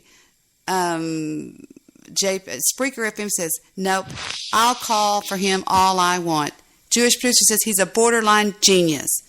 Once Pure says, thank you, JP. I didn't come here to argue with Spreaker FM. I came here for the wisdom of Debi Daly. Amen. My team works alone, and you know that, says Tahiti Joe. Spreaker FM, you need to shut the fuck up, says Jewish producer. And David Fikert says, why is Spreaker FM so upset? And Jewish producer says, I tell you when to turn the internet off. Truth. Wow. Leave it. He didn't kill you because you weren't armed. There's no sport in that, says Tahiti Joe. Josh Peterson says, you lose it here, you're in a... No, wait. Can we all just talk nice in here, please? And Delic says, you lose it here, you're in a world of hurt. Southern Star, the world's dumbest, says Jewish producer. Maybe you better put her on a leash, Agent Man, says Tahiti Joe. Guys, I'm the chat room modulator, says Josh Peterson. When did Spreaker get YouTube comments, said Chris. Hold it, Dutch. I'm going after Mac, says Delic. Where's Mekazawa when you need him, says Jewish producer. Mac! And David goes, Mac goes, hey, Chris. And Josh goes, hey, Chris. And Tahiti Joe goes, I guess I picked up some bad habits from you. Now get your people the hell out of here. Chris goes, hey. Jewish producer goes, Mekazawa, speak up if you're in here trolling. You're hysterical, Joe. I have something that follows this up. Keep going. Then he says, Spreaker FM goes, I can get the squat involved, considering I think that you're an alien. You can't win this, says Dalek. Andy Bong for president, says Jewish producer. Tahiti Joe goes, maybe I can get even. You suck. And he spells it out. U-C-I-K-it. You suck it. I am who I am, and that's all that I am, says Once Pure. To which Dalek says, just hold on to that goddamn chopper. So you want me to get the squad involved? I will dissect you, you alien. Tahiti Joe goes, so you kicked up a story and dropped the 6 of us in on a mega grinder, huh? Once Pure goes, squat? Oh no. Dalek goes, you're wasting your... This is like a movie. I'm telling you. You're wasting your time. The government will soon be at your house along with me, says Spreaker FM. Jewish producer goes, shut up. Great answer. Tahiti Joe goes, it changed colors like the chameleon. It uses the jungle up there in them trees. Debbie, you got to record this for a fucking book. Spreaker FM, if you have something nice to say, and if not, keep it to yourself. Thank you, says Josh Peterson. And Spreaker FM goes, it uses with the squat team. Dalek Octava says, you saying that Blaine and Hawkins were killed by a fucking lizard? That's a bullshit psych job. There's 3 men out there at the most. Fucking lizard. Oh, I know what they're doing. They're doing what's the thing with the guy the thing in the trees? He goes, it's up there in them trees. It's called, what's the name of that movie? Never mind. 3M, you know the movies? Come on. You're our go-to guy. It's got Blaine and Hawk. It had To the Choppas. Well, never mind. It's called something. Well, then Deluxe. Predator? Yeah, Predator. That's what they're doing. And then Spreaker goes, gotta go. Gotta get a ride over to AP's house. Gotta go. Tahiti Joe goes, God damn, shoo. Buddy. I've seen some badass Bushmen before, but there's nothing like this. I'll be there soon, OP. And then Chris goes, you watch the squad team? Their calves are buff. Chris, that was so gay sounding. And Dalek says, I hear you. This shit's something. Makes Cambodia look like Kansas. And then laughing out loud at Chris. Spreaker FM, you're fighting a battle you can't win, says Slayer 454. Hey, que pasa, amigo? Little taste of home, huh? Says Tahiti Joe. And then Andy Bong says, okay. You lose it here, you're in a world of hurt. Jewish producer goes, hashtag Angela Falls.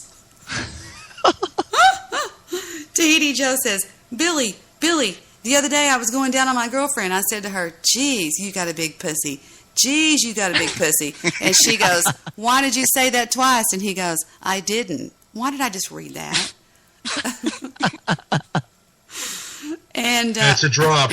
Grandpa Al Kruska says, I'm listening and I'm understanding more about the crossfire, more now. I'd rather hear both sides of the story. One side, it's just don't cut it. Oh, okay, whatever. Do good. C, because of the echo, says Delic Octavius. Hi, Al, says Joss Peterson. Welcome to the chat room. I think I hear Steve Rush's vagina flapping in the background, says Jewish producer. Nice. It's my bad. Well played, sir. Thanks. Tahiti Joe says, no powder burns, no shrapnel. The wounds of all... I could keep going on, but if you want to hear more, go over to the chat room. Oh, wait. There should be a quote about Goofy Bone coming up. Oh, really? I got to hear it. Yeah, I see it right there. You hashtagged Goofy Bone. And then somebody says, Dalek Octavius goes, when I was little, we found a man. He looked like butchered. The old woman in the village crossed themselves and whispered crazy things, strange things like, El Diablo, Cazador de Hombres. Only in the hottest years this will happen, and this year it grows hot. We begin finding our men. We found them sometimes without their skin, and sometimes much worse. El Cazador, Trofeo de los Hombres, means the demon who makes trophies of men. And Spreaker FM goes, I don't like Butch. And he goes, I do it to girls. And Chad goes, is that ghost talking? Spreaker FM said, I was only joking. And then Tahiti Joe goes, fuck you, Poncho. Fuck you. And then, this is so funny. And then Octavius goes, you're good looking, Dutch. And then Spreaker goes, I'm almost there, OP. He's going over to OP's house to get his internet yanked. This is great. They're putting on a little show in here. Oh, shit. Spreaker FM goes, private jets are amazing and fast. Pimp Daddy goes, so this is where everybody's at. Sorry, I'm doing Pimp Daddy Joel P. Well played. Apparently, they strayed off course, and we're fairly certain that they're in guerrilla hands at the moment. That's from Tahiti Joe. Delic Octavius goes, this cabinet minister, does he always travel on the wrong side of the border? Where's Mekazawa? Says Jewish producer. Who's our backup right now? Steve's a pussy, says Spreaker FM. This is crazy. This is only getting better by the minute, says Delic. 30 minutes away at 30 knots would put you near Japan by now, says, oh, God. What the fuck, man? Oh, this is the best chat board tonight. It was great. It really is. Spreaker FM goes, I'm close to your house. 30 minutes away, bitch.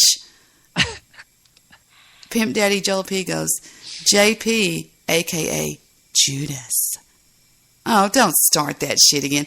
Steve Rush and Andy Bong for president, says Jewish producer. Nice. JP reminds me of the guy in the crowd that's just like, hey, doesn't know what's going on with the rally, but he's just out there going, hey, fuck you. You suck. You suck, man. Yeah. I'm sitting on this side. Exactly. I hate all you guys for what you might be saying. I hate for what you stand for, what you Whatever might stand for. What you stand for, I know it's wrong. You suck. Mm-hmm. No. I don't like the look of your face. I really wanted to remind...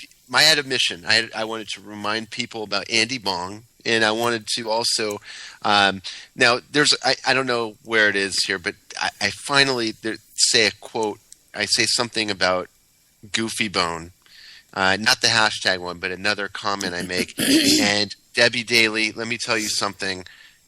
Within 30 seconds of making that comment, okay, I get a tweet from that rabid, incoherent, thug life living monster, and now silenced monster, Goofy Bone.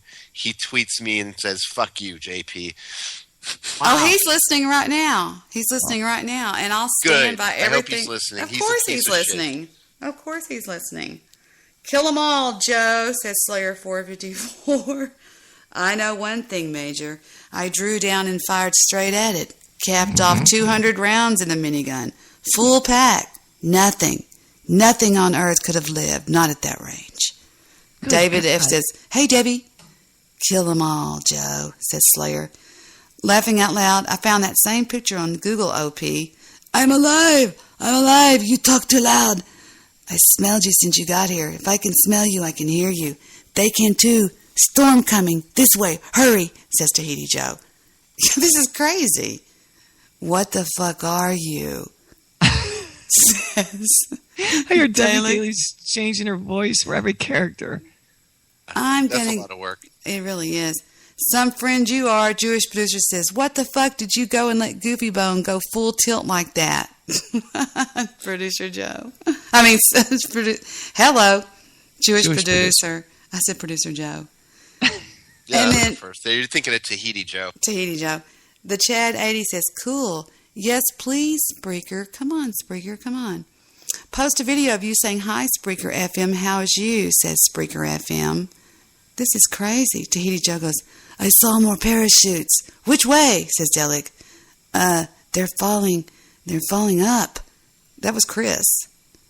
So I can figure out who threw me out of a fucking plane. Andy Monk says, I'm listening. OP, says Spreaker FM.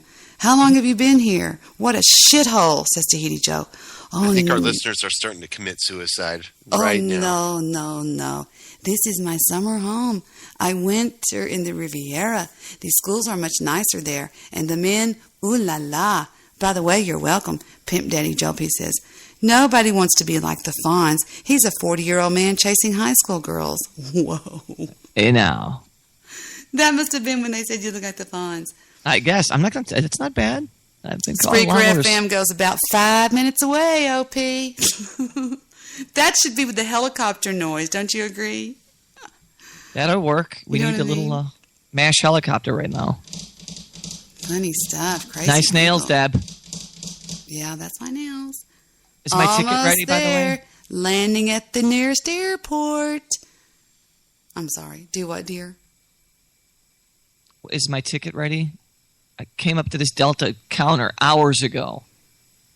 Oh, well, I was still going to check and see about that seat that you wanted. Can you check really quick? The name is Steve Rush. All right, hang on. It's just Steve Rush. You really don't need to keep doing that. Hang on. Steve, common spelling, R-U-S-H. I don't find it anywhere, sir. Next, please. Up my bags. You, the cute one right there. What's your name? Jewish producer? Will this be smoking or non-smoking? Both. You know, it's just really funny. Woodsprue goes, all I see is dead fish on the bottom of the ocean. You want to survive? You got to dig in deep and you stay hidden, says Delic. I'm not joking. I told you I was coming. Yeah, well, that was from Spreaker FM. Yeah, well, we're going to go with door number 2. How do we get out of this valley? Says Tahiti Joe. Stumpneck says, I'm fucking hungry. That's so funny. Spreaker FM goes, but still post that video. Delic says, 10 seasons. First 2 seasons. No, 3 seasons. I was there. I was walking in the same direction trying to reach the edge of the preserve. Really? You had me worried, says Once Pure. Not. Spreaker FM goes, video, please. Video. Tahiti Joe goes, let me tell you something. There ain't no edge of the preserve. Video. Now I'm here. Post the video. Well, maybe you and your friend want to tell me about that ship, says Delic. Tahiti Joe goes, let's see. That's a brilliant idea. Brilliant. Because the whole time I've been here, it never occurred to me to commander the alien spacecraft. But I wouldn't know how to fly it. He would, of course. You know how to fly it. Video now, says Spruce. I don't have to tell you who it is. Y'all know who that they're saying. And then Jewish producer hashtags. Geriatric rage. Jewish producer. Hashtag geriatric rage. You nuts. That's a good one. Debbie, you should do this for a living. It's ridiculous. I feel like I'm at a movie. I just close my eyes and like envisioning the story as it goes. Okay, we're almost done then. I am a friend of Sarah Connor. I was told she was here. Can I see her, please? Wait a minute. I got to do the special effects. I'm a friend of Sarah Connor's.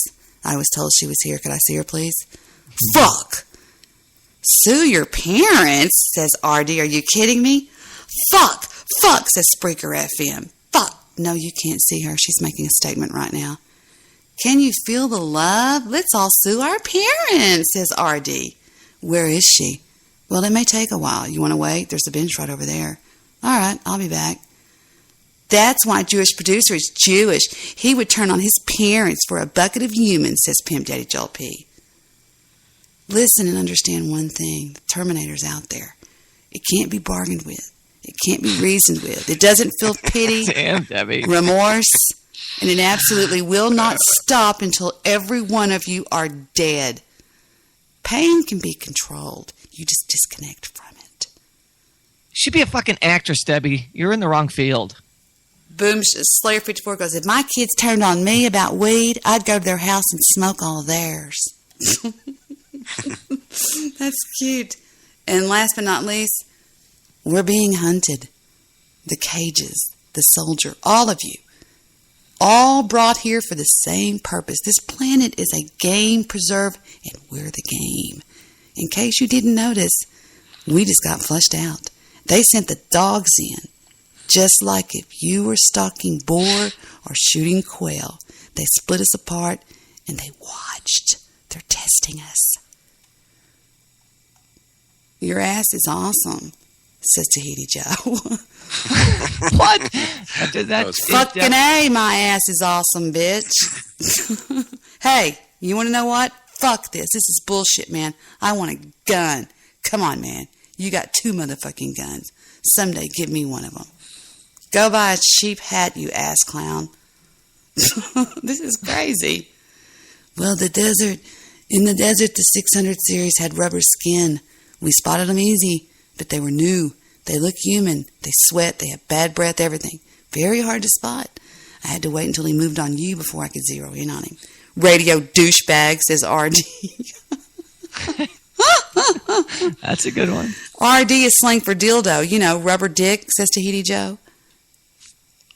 Oh, that's crazy. Give me your gun. Give me your gun. What is all this gun talk? What the fuck, says RD. Oh, anyway. So there we go. Deb, your voice is going. Jesus Christ. No, it's funny. You're on autopilot. Yeah, no kidding. You know, it's funny, but I'm studying on the Bible thing. It's called autopilot. RD is a stalker, says Tahiti Joe. Okay, thank you. Very, very good. There you go. Mount Vesuvius. Thank you, Tahiti Joe. Vesuvius. That makes sense. Yeah, Mount Vesuvius was an explosion that happened on this planet that has never been duplicated by any. It was the biggest volcanic explosion. It literally blew the world up, or something like that. I think that's what they were it covered the world about. in ash. Okay, I think that's what they're doing in that movie. What's it called? That movie? Pompeii. Yeah, I think that's what they're talking. Isn't Pompeii a myth? You know what? I'm not really sure. Because I know they made a movie called The Last Days of Pompeii. I think. Didn't they found the ruins of Pompeii? Yeah.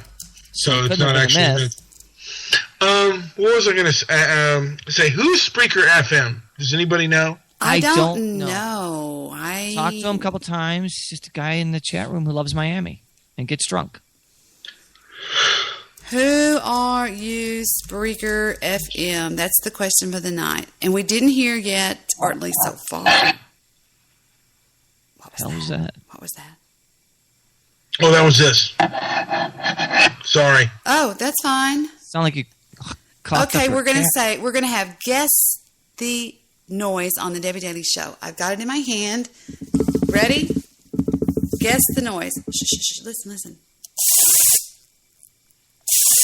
That is going to be an aerosol of some kind. Right. Well, you got to guess the one. I'm going to say it's dust off. I'm going to go, Steve Rush. I'm going to go with that is an scent. I'm gonna go with that as environmental terrorism. You should not have any form of aerosol. Thank you. All right, my last guess. It's computer cleaner. Can of air. No, Chris is calling. Chris, I have to add you to the call. Who's doing that? It's Lysol. Disinfecting spray. Environmental terrorism. I was correct. I was going to give it to you. Stop it. I was going to give it to you. Would you like me to add you to the call, Chris? I thought Jesse was going to call in. Jewish producer. We need Jesse the Destroyer. Yeah. Oh, That's what I we see need, Jesse. Wait a minute. Pull Yes, his ass in here. comes Jesse right Awesome. now. All right. Jesse is on the call, and we need to also bring in Chris Nelson to bloviate to us for a while. For me, for sure. I added him to the call. I don't see. Let me add him like this. Here comes Jesse.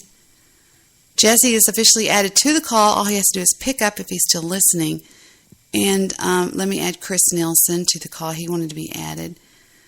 Sometimes my calls let me add people, and sometimes they don't for some reason. Let's pick up Chris. There's Jesse. How you doing, Jesse? I'm doing great. How are you? Doing good, buddy. He's Doing good. so cute. I love him. Oh, we lost him. We lost two at once. Did we? Yeah. Well, Chris, God damn it. you're on the call. So if you want to pick up and call in, you're on the call. Weak. Am I on the call? No, Jesse's here. There's Jesse's back. Jess. Hey, Jesse, Jewish producer here. Hey, Jewish producer. Nice to meet you. Nice to meet you, sir. Jesse, do you own a gun? No, sir, I don't. Would you like to? Yes? If you had it, would you ever use it, like in self-defense or in revenge? I don't know. I don't think he needs it. He kicks guys' ass all the time. I told you guys, I will whoop a grown man's ass. Yeah, I remember. He will. He's a very tough guy, Jewish producer, so be nice to me. Jesse, I'm have you a ever bad been in motherfucker. Jesse, have you ever fought a female? No, I haven't. Why But not? Have you ever spanked it? Have you ever? One question at a time, please. Mr. Midnight Movie, go ahead. Have you ever spanked a female that wanted it? No, but I'd like to give that a shot. He's a little boy, guys. He's 19. Debbie, Yes. would you let him spank you? Yeah, probably. Well, no, he's little. He's a young boy. Isn't he? Is he 19? I thought he was 19. Steve. 19. I am 19. My 19's nuts old just enough. didn't drop. That's why my voice is this way. Yeah, then you could get spanked by Debbie. Debbie, calm down. Jesse, go for it. I still think that no, get away from me, kid. I still think stop it. I still think that he could have surgery to have that fixed. I really Didn't do. work To with have me. my nuts drop? Yes. Maybe we can find him a woman that he can spank. And I will try very hard to get you a porn star to spank, because I think that will help make your nuts drop.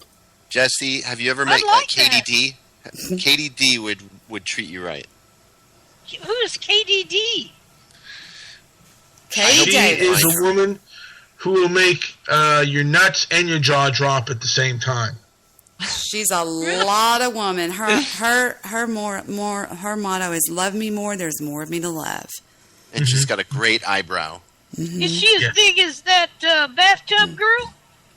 Actually, she played the part of her daughter that was her mother on Blog Talk Radio, if I remember correctly, right? So yes, I guess if like mother, like daughter. I don't remember. Well, the reason I ask is I heard somebody put out a recording of her like in the bathtub with one of those adult toys, and there was some guys encouraging her on. Really? Yes, I did hear that. that is true. That happened. I've never heard it myself, but I do know that it's out there. I heard it. You did? I heard it. It was played on. It was played on a Spreaker show one night. Oh no! Yeah, Bathtub Girl was dragging Katie D into her whenever she was cam whoring, or what do you call it? What do y'all say? What's the OP? What's the CP for that? Webcamming. But getting back to the ass spanking question. Now, how big of an ass of a woman would can a woman have a huge ass and you would be willing to spank a woman with a really huge ass? I don't know. I've never tried that. I mean, I would probably give it a shot and see what I felt. Mr. Midnight Movie is the downfall of the American youth on the Debbie Daily Network. He's trying to. You're trying to get Andy But I think I can learn a lot from this guy. No. Yes, you can. Yes, you can. Don't listen to them. They're not trying to teach you. He's They're going to like, take you down the wrong road, sir. Just stick by me. We'll go camping and we'll do things like that. Jesse, keep Mr. your Midnight morals. Movie, I got another question. Yes.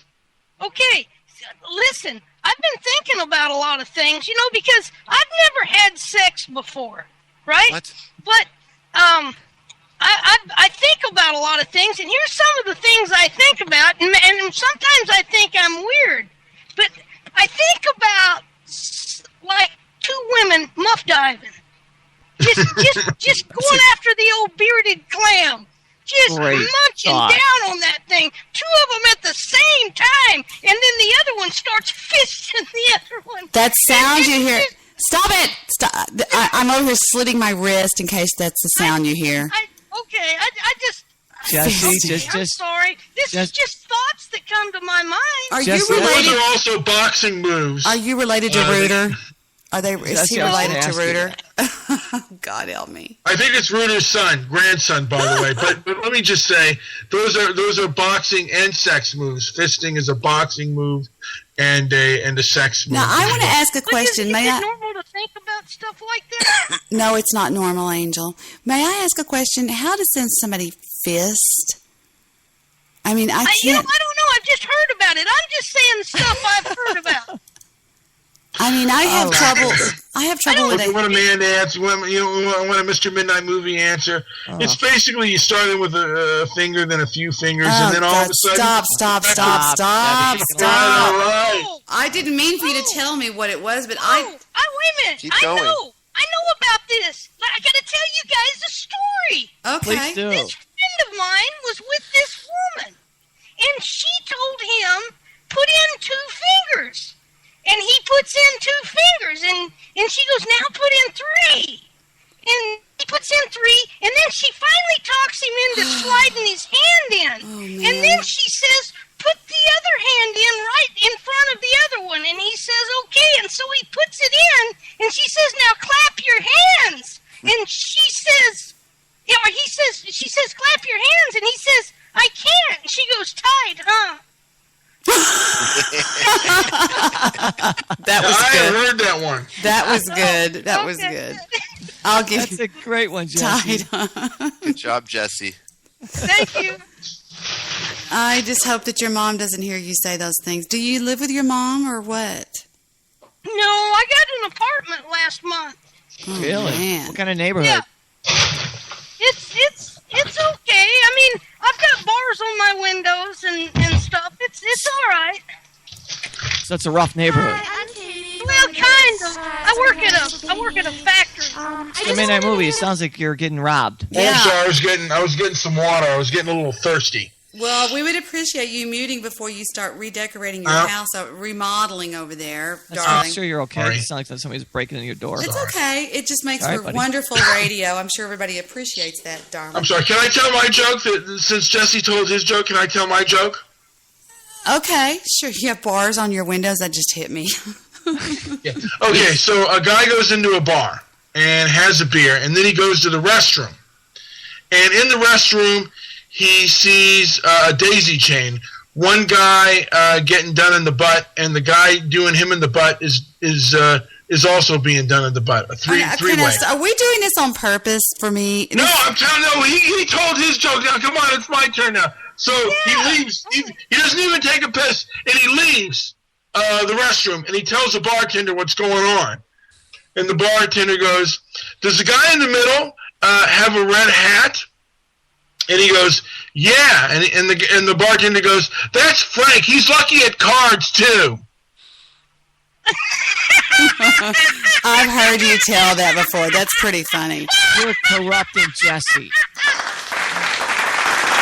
Very funny.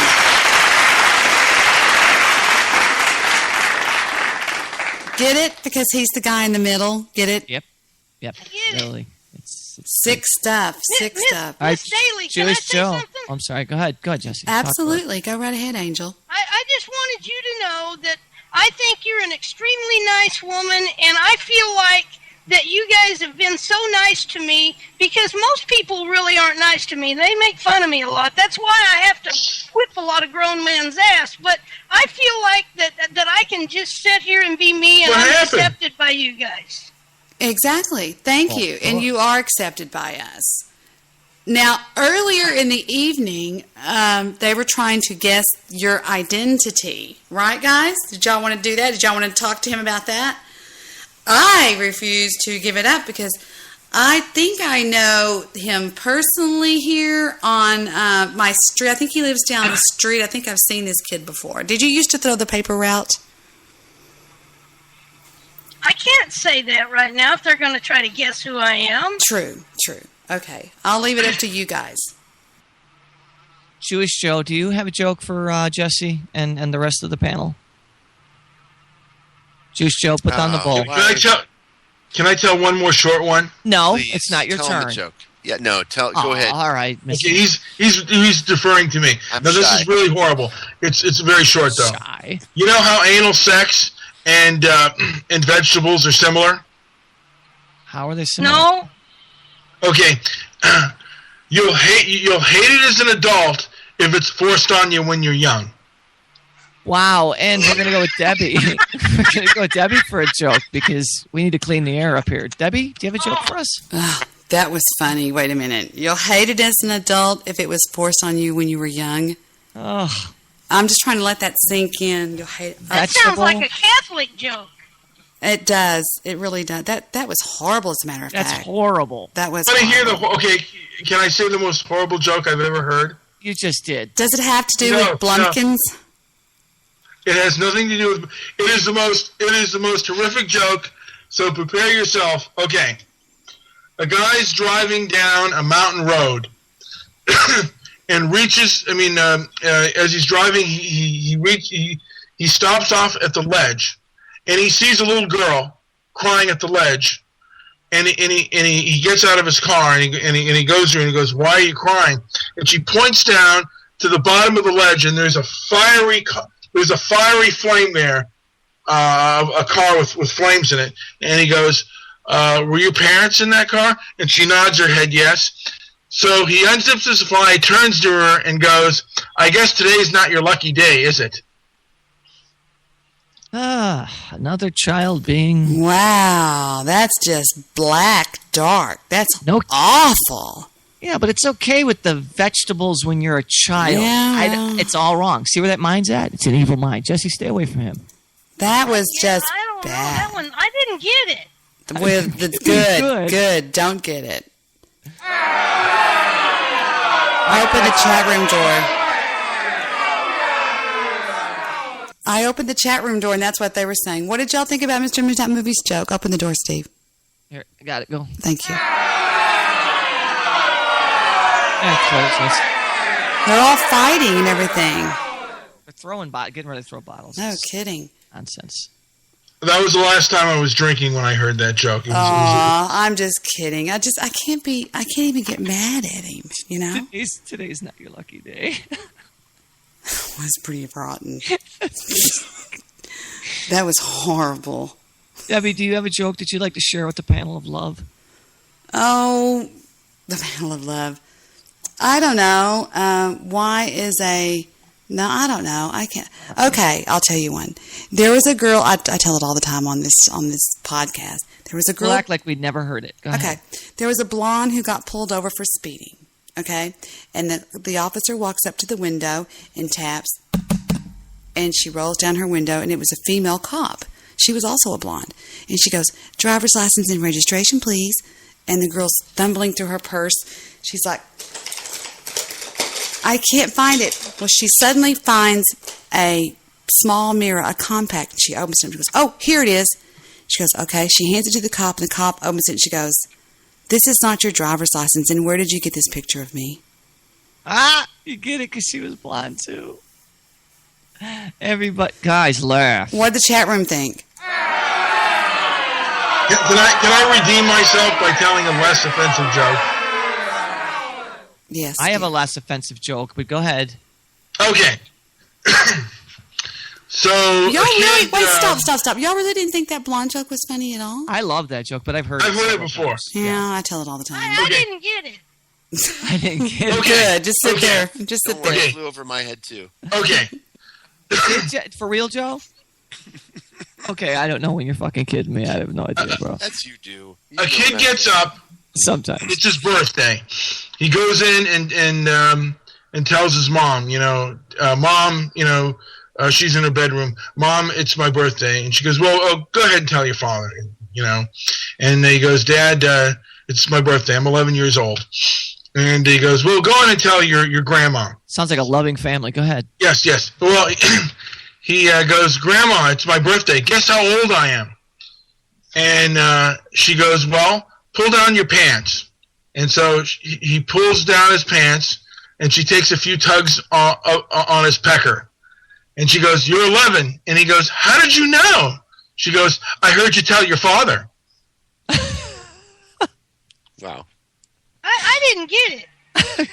Neither did I. I didn't get it either. Okay, let's see if we can figure it out, Jesse. Let's see. I heard you tell your father I'm 11. She just wanted a reason to pull on the wiener. I heard you tell your father. I don't get it. I still don't get it. Oh, the hi, grandmother Chris. just wanted a reason to pull on his penis. She already knew the answer. There's Chris, everybody. Chris Nelson. Can you hear me? Yes, hey, Chris. we can hear you. Hi, Mr. Nelson. Don't make him talk. Shh. Go ahead. All right. I'm testing Skype right now. I'm trying to get it because I found a mixer that I had that I forgot I had. You sound so much better than that. Yeah. Hi, everybody. It's me, Chris Nelson. I belong. Jesse, this man's related to Ricky Nelson. I don't know if you know who he is, but Chris Nelson and Ricky Nelson are related. We have a little boy on the show tonight. His name is Jesse the Destroyer. Say hi. Hi, Jesse Destroyer. Hey, how are you, Mr. Nelson? Oh, is this Towley? It's Tally. That's right. Say these words. Say, do you want to go? Do you want to get high? You want to get high? Oh, it's fucking Tally. Oh my God, it is Tally. Am I the only one who answered yes? Oh yeah, you want to get high. He wants to get high. Oh my! I've never done drugs. That is Tally. Oh my God, it's Tally. It's Jesse. He has his own identity. No, it's Tally. I cannot get over it now. That is Tally. Take a listen to Tally's voice. Listen to Tally. Don't forget to bring a towel. Say that, Jesse. Don't forget to bring a towel. Oh my God. It's him. It's the same person. When you get out of the water, you need to dry off right away to avoid catching a cold. Get out of the water. You need to dry off right away to avoid catching a cold. Oh my God. That is insane. You can't even tell the difference. That's why Tally says, don't forget to bring a towel. That's why Tally says, don't forget to bring a towel. Wow. Oh, man, I'm so high right now. I have no idea what's going on. I'm just going to get a little high. Just a little high. Oh, that's so funny. Nice. So, Debbie, how do I get this set up right? Like, I've got it going into the, I've got a cord going into the thing and then a cord going out of it and It sounds right to me. Back into the computer. Is there anything you have to, like, do on Skype? No. Well, you have to change your sound settings to come out of wherever you're... Do you have it showing up on your sound setting preferences on Skype? Now, I'm Macintosh, so I'm not really good with Windows. Yeah, audio settings, and then I go to microphone, and I switch it off of what my microphone is. Yeah, you switch it to whatever microphone you're on, the one that you want to use. Make sure you switch your sound settings on Skype, yeah. Did you do that already? You sound different. Wait, so you just heard what I said. Can you hear me? Yeah, crystal clear. I think he muted himself. No, for a yeah. second there. You whatever you changed. Okay, there. Okay, there. You're back now. So whatever you did, it sounds better. It sounds good. It sounds great. Just make sure that you click save at the bottom of that setting. Otherwise, it'll default back to wherever it was. So we have an official Tally on the phone here. That's great. I never realized. Hey, I got to ask you a question, Miss Daly. All right. Yes, go ahead, Plug please. that in there. All right. If I if I tell one more joke that I don't get and I don't understand, will y'all explain it to me? We'll try, Angel. Okay, here we go. And now this is a joke that I was told today, and I don't get it. Okay. But Liza and Rastus was driving down the road, and it was one evening, and Okay, and why Rastus can't I puts hear his- anything? Shh, hang on, we're telling a joke, Angel. And David. sorry. Go ahead. Oh. No, I want to hear this, but I want to hear the whole thing without interruption. So let me say, David Lynch, you're officially added to the group call. Go to the group call. Okay. You were Okay, driving. now I can hear you again. Okay, so start all over. You were riding down the road or something. Okay. So Liza and Rastus are driving down the road in their car, and Rastus says to Liza, he says, "I just wondered if we might have sex," and she says, "No, Rastus, not till Tuesday, because that's when we're going to get married." And so they're driving a little bit further, and he says, "Well." Go ahead. He says, "Well, can I feel of it?" And she goes, "Well, I guess, but not. You're not getting any of it. Not till Tuesday. That's when we get married." So he reaches down there, and he feels of it, and he thinks that's pretty good. So they drive a little bit further, and he says, "I've got to have some of that." She says, "No, not till Tuesday. That's when we get married." He says, "Well, then can I just look at it?" And she says, "Well, I guess, but you're not getting any of that. Not till Tuesday. That's when we get married." So he pulls kind of underneath a street light, and he looks down there, and he looks at it, and oh my gosh, he just thinks that's the best thing. And he says, "I've got to have some." She says, "No, not till Tuesday, because that's when we get married." So they're driving a little bit further, and he's trying to figure out something to do. And he said, she says, "Liza, can I smell of it?" And she says, "I guess, but you're not getting none of that, not till Tuesday." So he kind of leans down there and takes a big old whiff. And he says, "Liza, baby, I don't think that's going to keep till Tuesday." Oh, Lord, that's horrible. That's so awesome. I didn't get it. Okay, well, You Steve don't need Rush to. will explain that to you. Go ahead, Steve. Or no, let Mr. Midnight Movie explain it to you. He seems to be the most knowledgeable. Yes, thank you. Let me plug up my ears. Basically, she smelled a little fishy, and fish usually doesn't keep that long. Now, is it my turn to tell my joke? Another joke? I never told mine. This will be your fourth, but go ahead. I'm sorry. I'm being selfish. No shit. Jewish producer has taught me about that. So a dirty old man drives up to a fat kid that's walking down the street, and the dirty old man has a bag of candy, and he takes a piece of candy out to the kid, and he tells the kid, he said, "If I give you this piece of candy," to the fat kid, he goes, "will you come in my car?" And the fat kid turns to him and goes, "If you give me the whole bag, I'll come in your mouth." I didn't get it. I didn't get it. You don't need to get it, Jesse. Okay. He's 19. Of course he needs to get it. Yes, you need to get this shit. What? That? What was it? It was something about... Steve, come on. Teach the boy. Yeah, teach the I knew all about children. that stuff. Chris Nelson just hung up after my joke. He didn't like it. Chris.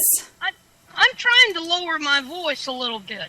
No, There we you're go. good where you're at, bud. Okay, is that better? I'm trying to lower my voice. And No, it's not working. You still sound like Not Tally. working? You sound like Tally trying to lower his voice. I'm trying to lower my voice. Debbie, don't make him cry like you did yesterday. You Oh, made him yeah. sad. He started crying. I want to apologize to everybody that I cried. That's I'm okay. trying to be a man. You are a man. All right, Steve, tell your joke. I'm sorry. All right. Well, let's see. Which one do I want to tell? And I want to tell something clean. All right. There's three guys on an island. There's a Jew, a German guy, and a Polish guy. We wouldn't And want to offend anybody, right? we wouldn't want Okay, to offend I got anybody. you. No. Exactly. So you got a Jew, you got a black guy. We'll go black guy, Jew, and a Polish guy. So they find a bottle. They rub it. A genie comes out. Boom. Genie's there. I'll grant each one of you one wish. Well, the Polish guy goes first. No, the Jewish guy. No, Jewish guy, of course. Jewish guy goes first. Says, I can't wait. I want to go back home. I just want to go home. I miss my family. God, I miss all the money I have. I miss all of this. Oh, God, I gotta go home. I haven't eaten real food in 9 years. Boom, he's gone. The German guy comes up. It's his turn. He says, oh, my God, yeah, I want to hold my wife. I want to see what my kids look like. I haven't seen them in 9 years. I've been on this island. Boom, he's gone. Polish guy comes up. He says, one wish, huh? Oh, God, I'm awful lonely. I wish my friends were back. Shit. Oh, no. I have one sort of like that. 3 people go to heaven. Nothing from you guys? Nothing? I didn't get it. Oh, shit. I was laughing on hold.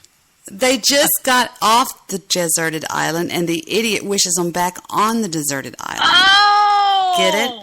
I get it. So there's a black guy, a Jewish guy, and a Polish guy trying to get into heaven one day. They go up there, they knock on the gate. St. Peter goes, hi. The black guy goes, I died and I'm here to get into heaven. He goes, okay, well, we have to give you a little quiz, a little short quiz. He goes, okay. Who had the boat during the flood? And the black guy goes, Noah. And he goes, spell Jesus. And he goes, Jesus. He goes, come on in. The next guy walks up. He was Jewish. And he goes, I'm here to get into heaven. St. Peter goes, all right, I need to give you a little quiz first. He goes, okay. He goes, who said, let my people go? And the Jewish guy replied, Moses. And he goes, okay. Who died and was resurrected after the 3 days? And he goes, Jesus Christ. And he goes, come on in. So the Polak walks up and he goes, I'm here to get into heaven. He goes, all right, no problem. Who was the first male? And he goes, Adam. And he goes, spell Presbyterian. Never mind. Get it? What?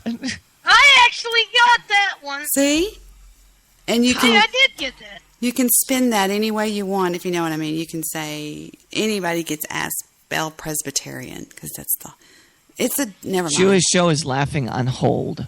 Oh, is he? I thought I could hear him. I was laughing on hold too. Continuously, yes. You guys, I know it's past their certain. You're the only one who hasn't told a joke, Mr. Jewish Joe. So you have to tell anything. Just give us a nursery rhyme, anything. Yeah. Make fun of me, whatever you do. Act like I'm in the freaking chat room. Do it. I'm really bad at jokes. And my dog's barking. Oh, your feet hurt. It's a joke, see? Well, then that means it's time to say goodnight for another episode of the Debbie Daily Show, right? We're going to try to keep it short. I don't know. It might be. How you doing? There he is.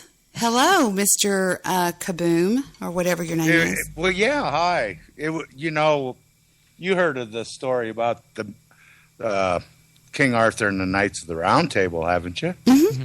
Haven't you heard about that one? Did you say hi to Jesse the Destroyer? Hi, Jesse. Hi, Mr. Lynch. How did you know that? Call me Mister. Oh, yes, he does. He's a good boy. He's a gentleman. Young gentleman. Yes, he is. Oh. Well, it was during the time of King Arthur and the Knights of the Round Table, and all the knights were sitting around the round table because square tables weren't invented yet. But shit was flying at random, but random ducked. The king shit hit the king. So 50,000 knights squatted and shit because what the king said was law. Sir Lancelot came to the king. He says, where's your daughter? The king said, fuck my daughter. So 50,000 knights started running for the stairs. Sir Lancelot outwitted the 50,000 knights. He got to the king's daughter's bedroom, barred the door. He turned. There she was, lying stark naked on her belly in a canopy bed. King Sir Lancelot said, turn over. She says, I'll be fucked if I will. Sir Lancelot said, you'll be cornholed if you don't. And that was the story of Sir Lancelot and the Knights of the Round Table. That's funny. That's a joke that just kept on giving. Yeah, that was pretty funny. That was a good jokes one. throughout the joke. I'll give you that one. That was a good one. That was a really good one. Jesse, you understood that one. I did get that one. Excellent. I catch on once in a while. Yeah, you do, bud. You know how old women and dog shit are similar? How are they similar? Oh, no, women and dog shit are similar. How are women and dog shit similar, sir? The older they get, the easier they are to pick up. Yeah. I didn't get it. I laughed, though. Well, poo gets hard, and then you can pick it up. That makes sense. Yeah. So do women. They get hard, and then you can pick them up. Well, they get hard up. Yeah. Those are the kind of women that Mr. Midnight Movie gets. I think men get hard up. I don't know why. I think all humans do, but yeah, I think. My dad used to say that a man will fuck a pound of hamburger meat. Whatever that means, I don't get it. I just know that's what he used to say after his 47th beer for the night. Do you ever wonder what kids say behind your back that they've heard you say? Well, my mother says. I know Heather went over to this kid's house one time, this little girl's house, and she said something about. She goes, my mom says that you. So what was it? Something. She was just very innocently saying this to one of my neighbors, that was a woman, and she said, my mother says something about how she looks in her running shorts or something. She goes, my mother says that you really shouldn't wear running shorts, that you look better in pants or something. And the way I had said it was not very flattering, but Heather put it to her like it was supposed to be flattering. She had overheard me say, my mom says you should wear pants more because you don't look good. You don't look as good in your shorts as you do in pants or something like that. I don't remember. Wow, how well did that fly over with her? That's what I'm saying. It was not very good. Kids are honest. That's why I love kids, because they're honest. And obviously Mr. Midnight Movie loves kids. Listen to his jokes. Kids lie all the time. They're just they just don't have manners, and they don't have any filter when they talk. But kids will lie all the time. They're not lying. I mean, little kids don't lie. They don't know how to lie. I don't know. I've seen some little kids that know how to lie. A monster. Wait, what age are we talking? A monster ate my homework, or he did it. Oh, I'm not talking that age. I'm talking younger. Like my grandbaby's 2 years old. He doesn't know how to lie. Does he know how to talk? Yeah. Oh, okay. He knows how to lie if he knows how to talk. And around 3 or 4 years old, they know how to lie. Yeah, there's a certain time when they figure out that because they only hear us, because they get corrected by adults. Mr. Midnight Movie. You ought to come to my house if you lie. My dad will whoop the shit out of you, and you'll never lie again. See? Yeah, right. He must have been raised with the same father I was raised. Yeah. Well, welcome to the broadcast, David. How are you? Were you in that chat room tonight? Did David hang Me? up? Yeah, I was in there for a little bit, and then I kind of dozed off and missed the first part of your show. I was in the other chat room. What was it earlier? What was it? Where you were getting it from Miss Truth. Oh, really? She was in there? Well, yeah, you were in there earlier, right? It was what was that show? And then I kind of. Oh, you were at Guy Shay's show today? Yeah, I started there. You didn't say anything then, did you? No, because I was just listening. And well, tell him what she was doing to me and how I was responding. I was really not fighting. Well, it was the copy and paste dumpster thing that I saw. Oh, I thought you meant in Guy Shay's chat room. Well, in there, she did that a couple of times. I don't know if you saw that. No, I didn't see that. I didn't see that. That was. She kept saying the dumpster and this and that, and like I said, I kind of dozed off, and then I said, well, Debbie's coming on at 10 p.m. and wow, it was 11 before it was 11 before it got interesting enough, because I got it on headset, and the neighbor's cat was over, and we're getting 5 inches of snow, and my 91-year-old mother wanted to make sure the cat got home to their ride home, and so I missed most of your show.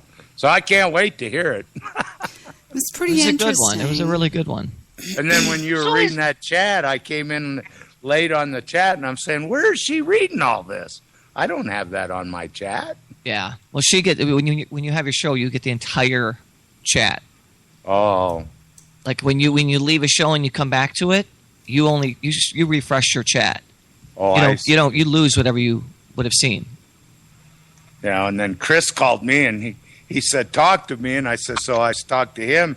But when he plays it back, I'm not on the recording. So there's something in Spreaker that he has to set so that his Spreaker console picks up his Skype. That's what he was trying to figure it out. Oh, okay.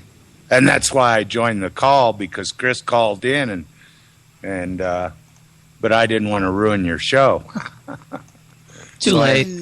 I had to come up with a joke. So that was a good joke. I like it because there's so many little jokes in between before it even got to the good one.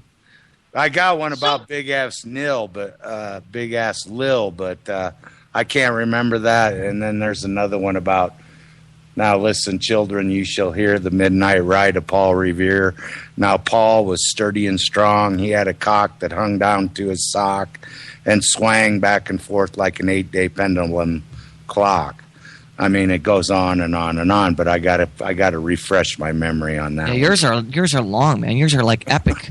They're like epic movies. They're stories, yeah. Jesse, you were just coming in. What's up, bud? I don't even remember. I got lost at Cock in the Sock. So did I. I'm sorry, so did I. Debbie, how are you doing? Well, that'll have to be another story down the road. Okay. David Lynch, are you any relation to the director, David Lynch? No, I wish. I have a few protest videos and documentaries that I'm trying to produce, like Dennis Michael Lynch. But David Lynch, he's a little older than I am. He produced Dune. But no. Rather disappointed in that movie, by the way. Oh, I'm sorry. Oh, I was just going to ask if he was any kin to Stephen Lynch. No, my cousin was actually Dennis Gossett, the kicker for the Raiders back, a few years ago. Wow. But no, I grew up in Central Illinois, and my dad was from Central Michigan, so I don't know where we originated from. Are you still in Central Illinois? I was born in Bloomington, Illinois. Really? No, I moved to Denver. I moved to Denver in 1983. I had to get out of there because of the Spalaccio brothers in the Chicago area. Really? Of course, you were talking about the mafia a few episodes ago.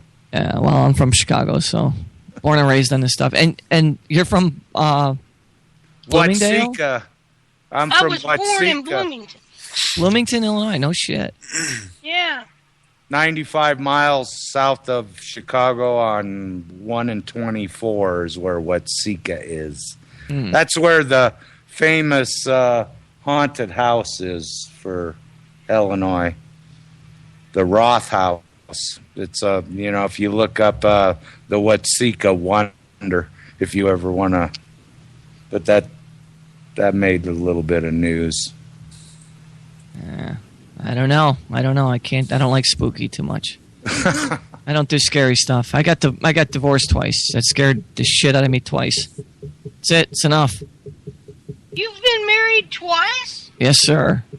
I'd just like to be able to have a girlfriend. You will. Just listen to Mr. Midnight Movie. He's going to guide you in the right direction. Yeah, I think he's the guy I need to pay attention to. Well, I'll introduce maybe your balls will drop. Maybe your balls will drop once you get a girlfriend. Maybe we can introduce you to a few porn stars. I'm thinking if I can get my wick wet, my balls will drop like a rock. Yes. Like two rocks. Perhaps introducing you to a few porn stars might be the solution. I could do that. That might be good. I've never really seen porn. I'm afraid to. You and Andy, huh? I'm kind of afraid to. You'll be fine. Don't be afraid of porn. But you might become addicted and you'll never get away from your screen. If I were 19 years old and looking at porn for the first time, I probably wouldn't be. I'd be up until 6 a.m. Well, I can't say that I haven't seen it once before, because I did see it once before, and then when I finally went to bed, I woke up and I had, I think, what's called a wet dream. It was a mess. Yes. Well, it tends to be a mess. Yes, it does. Yeah. It scared me. I thought I had blown my nose in my pants. And it's amazing if I guess Debbie's got that commercial for, what is it, Whack It Off or whatever? Whack Off, yeah. Yeah, Whack Off, I mean, if you don't do that, you'll have reoccurring dreams, bud. Yeah. Well, I noticed as I was going to sleep that my nuts haven't really dropped, but they were hurting anyway. Somebody said that's called blue balls. Yeah. Catholics have a lot of that. I just can't see them, Yeah, growing up Catholic for a little bit, I had a little bit of that too. As a Catholic, it was wet dreams. Anyway, I'll shut up. Yeah. All right, Debbie, where are you, hon? Oh, I'm over here. I was almost starting to get sleepy. I knew you were tired. I could hear your voice earlier. Yeah, I'm kind of tired. I'm getting sleepy. How about I just go ahead and go now? Yeah, and I want to thank you, Miss Daly, for letting me come on with you guys. You're adorable. I love you. I do. I just love you to death. RD is talking in the chat room all by himself. He does that at night. He always closes out the chat room all by himself. Tally is not JP. Tally is the little boy. Jesse Destroyer. RD goes, Lynch did Twin Peaks. Now that was awesome. It was the best joke of them all, Boom. Nothing better than kids. Damn right, Steve. Aw, he's talking to us and I wasn't going along with him.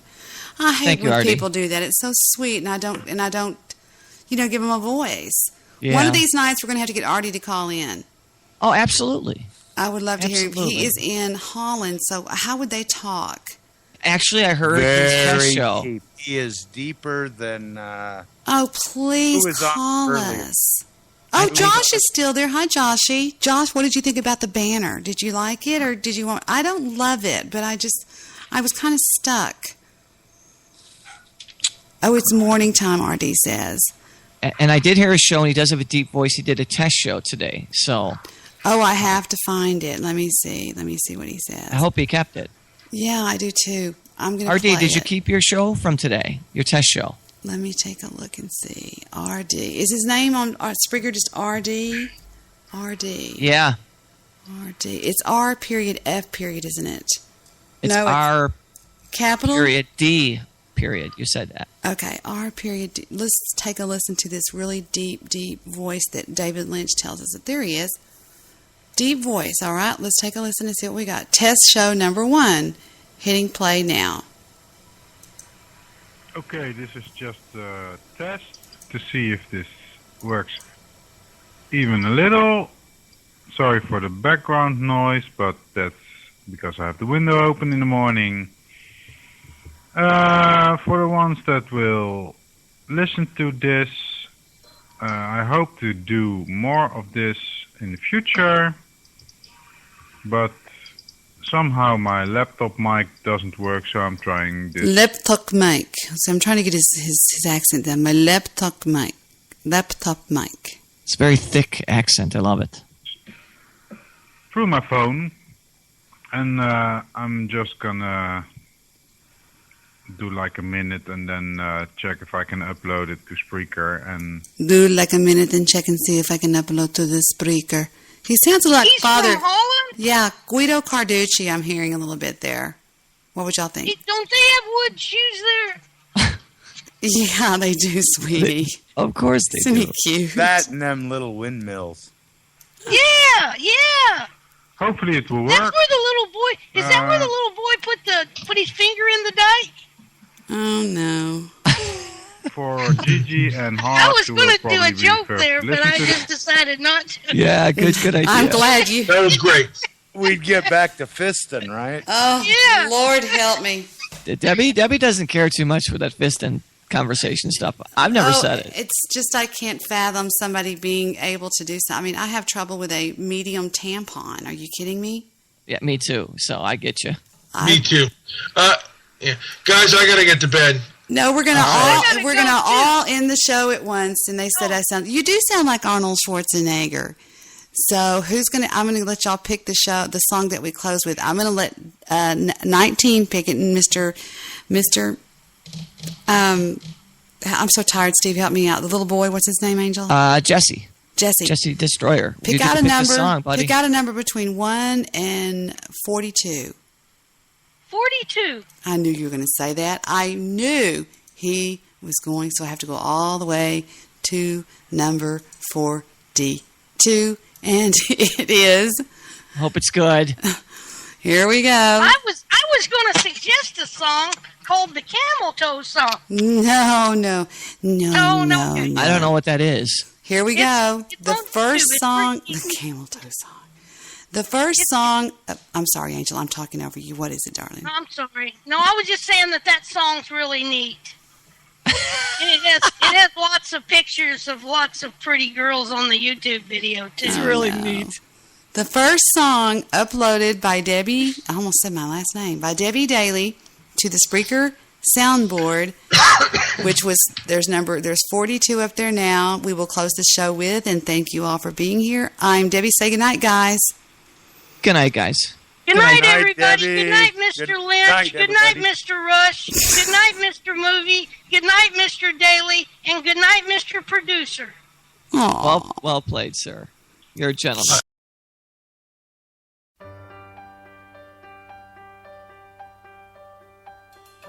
Every time I think of you, it always turns out good. Every time I've held you, I thought you understood. People say a love like ours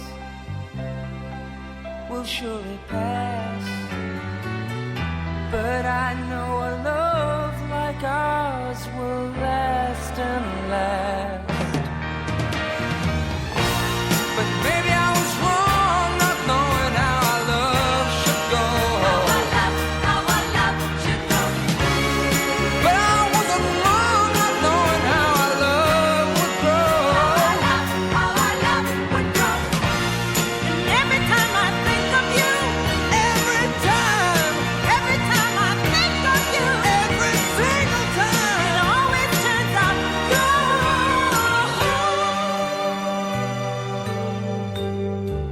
Seasons come and seasons go, but our love will never die.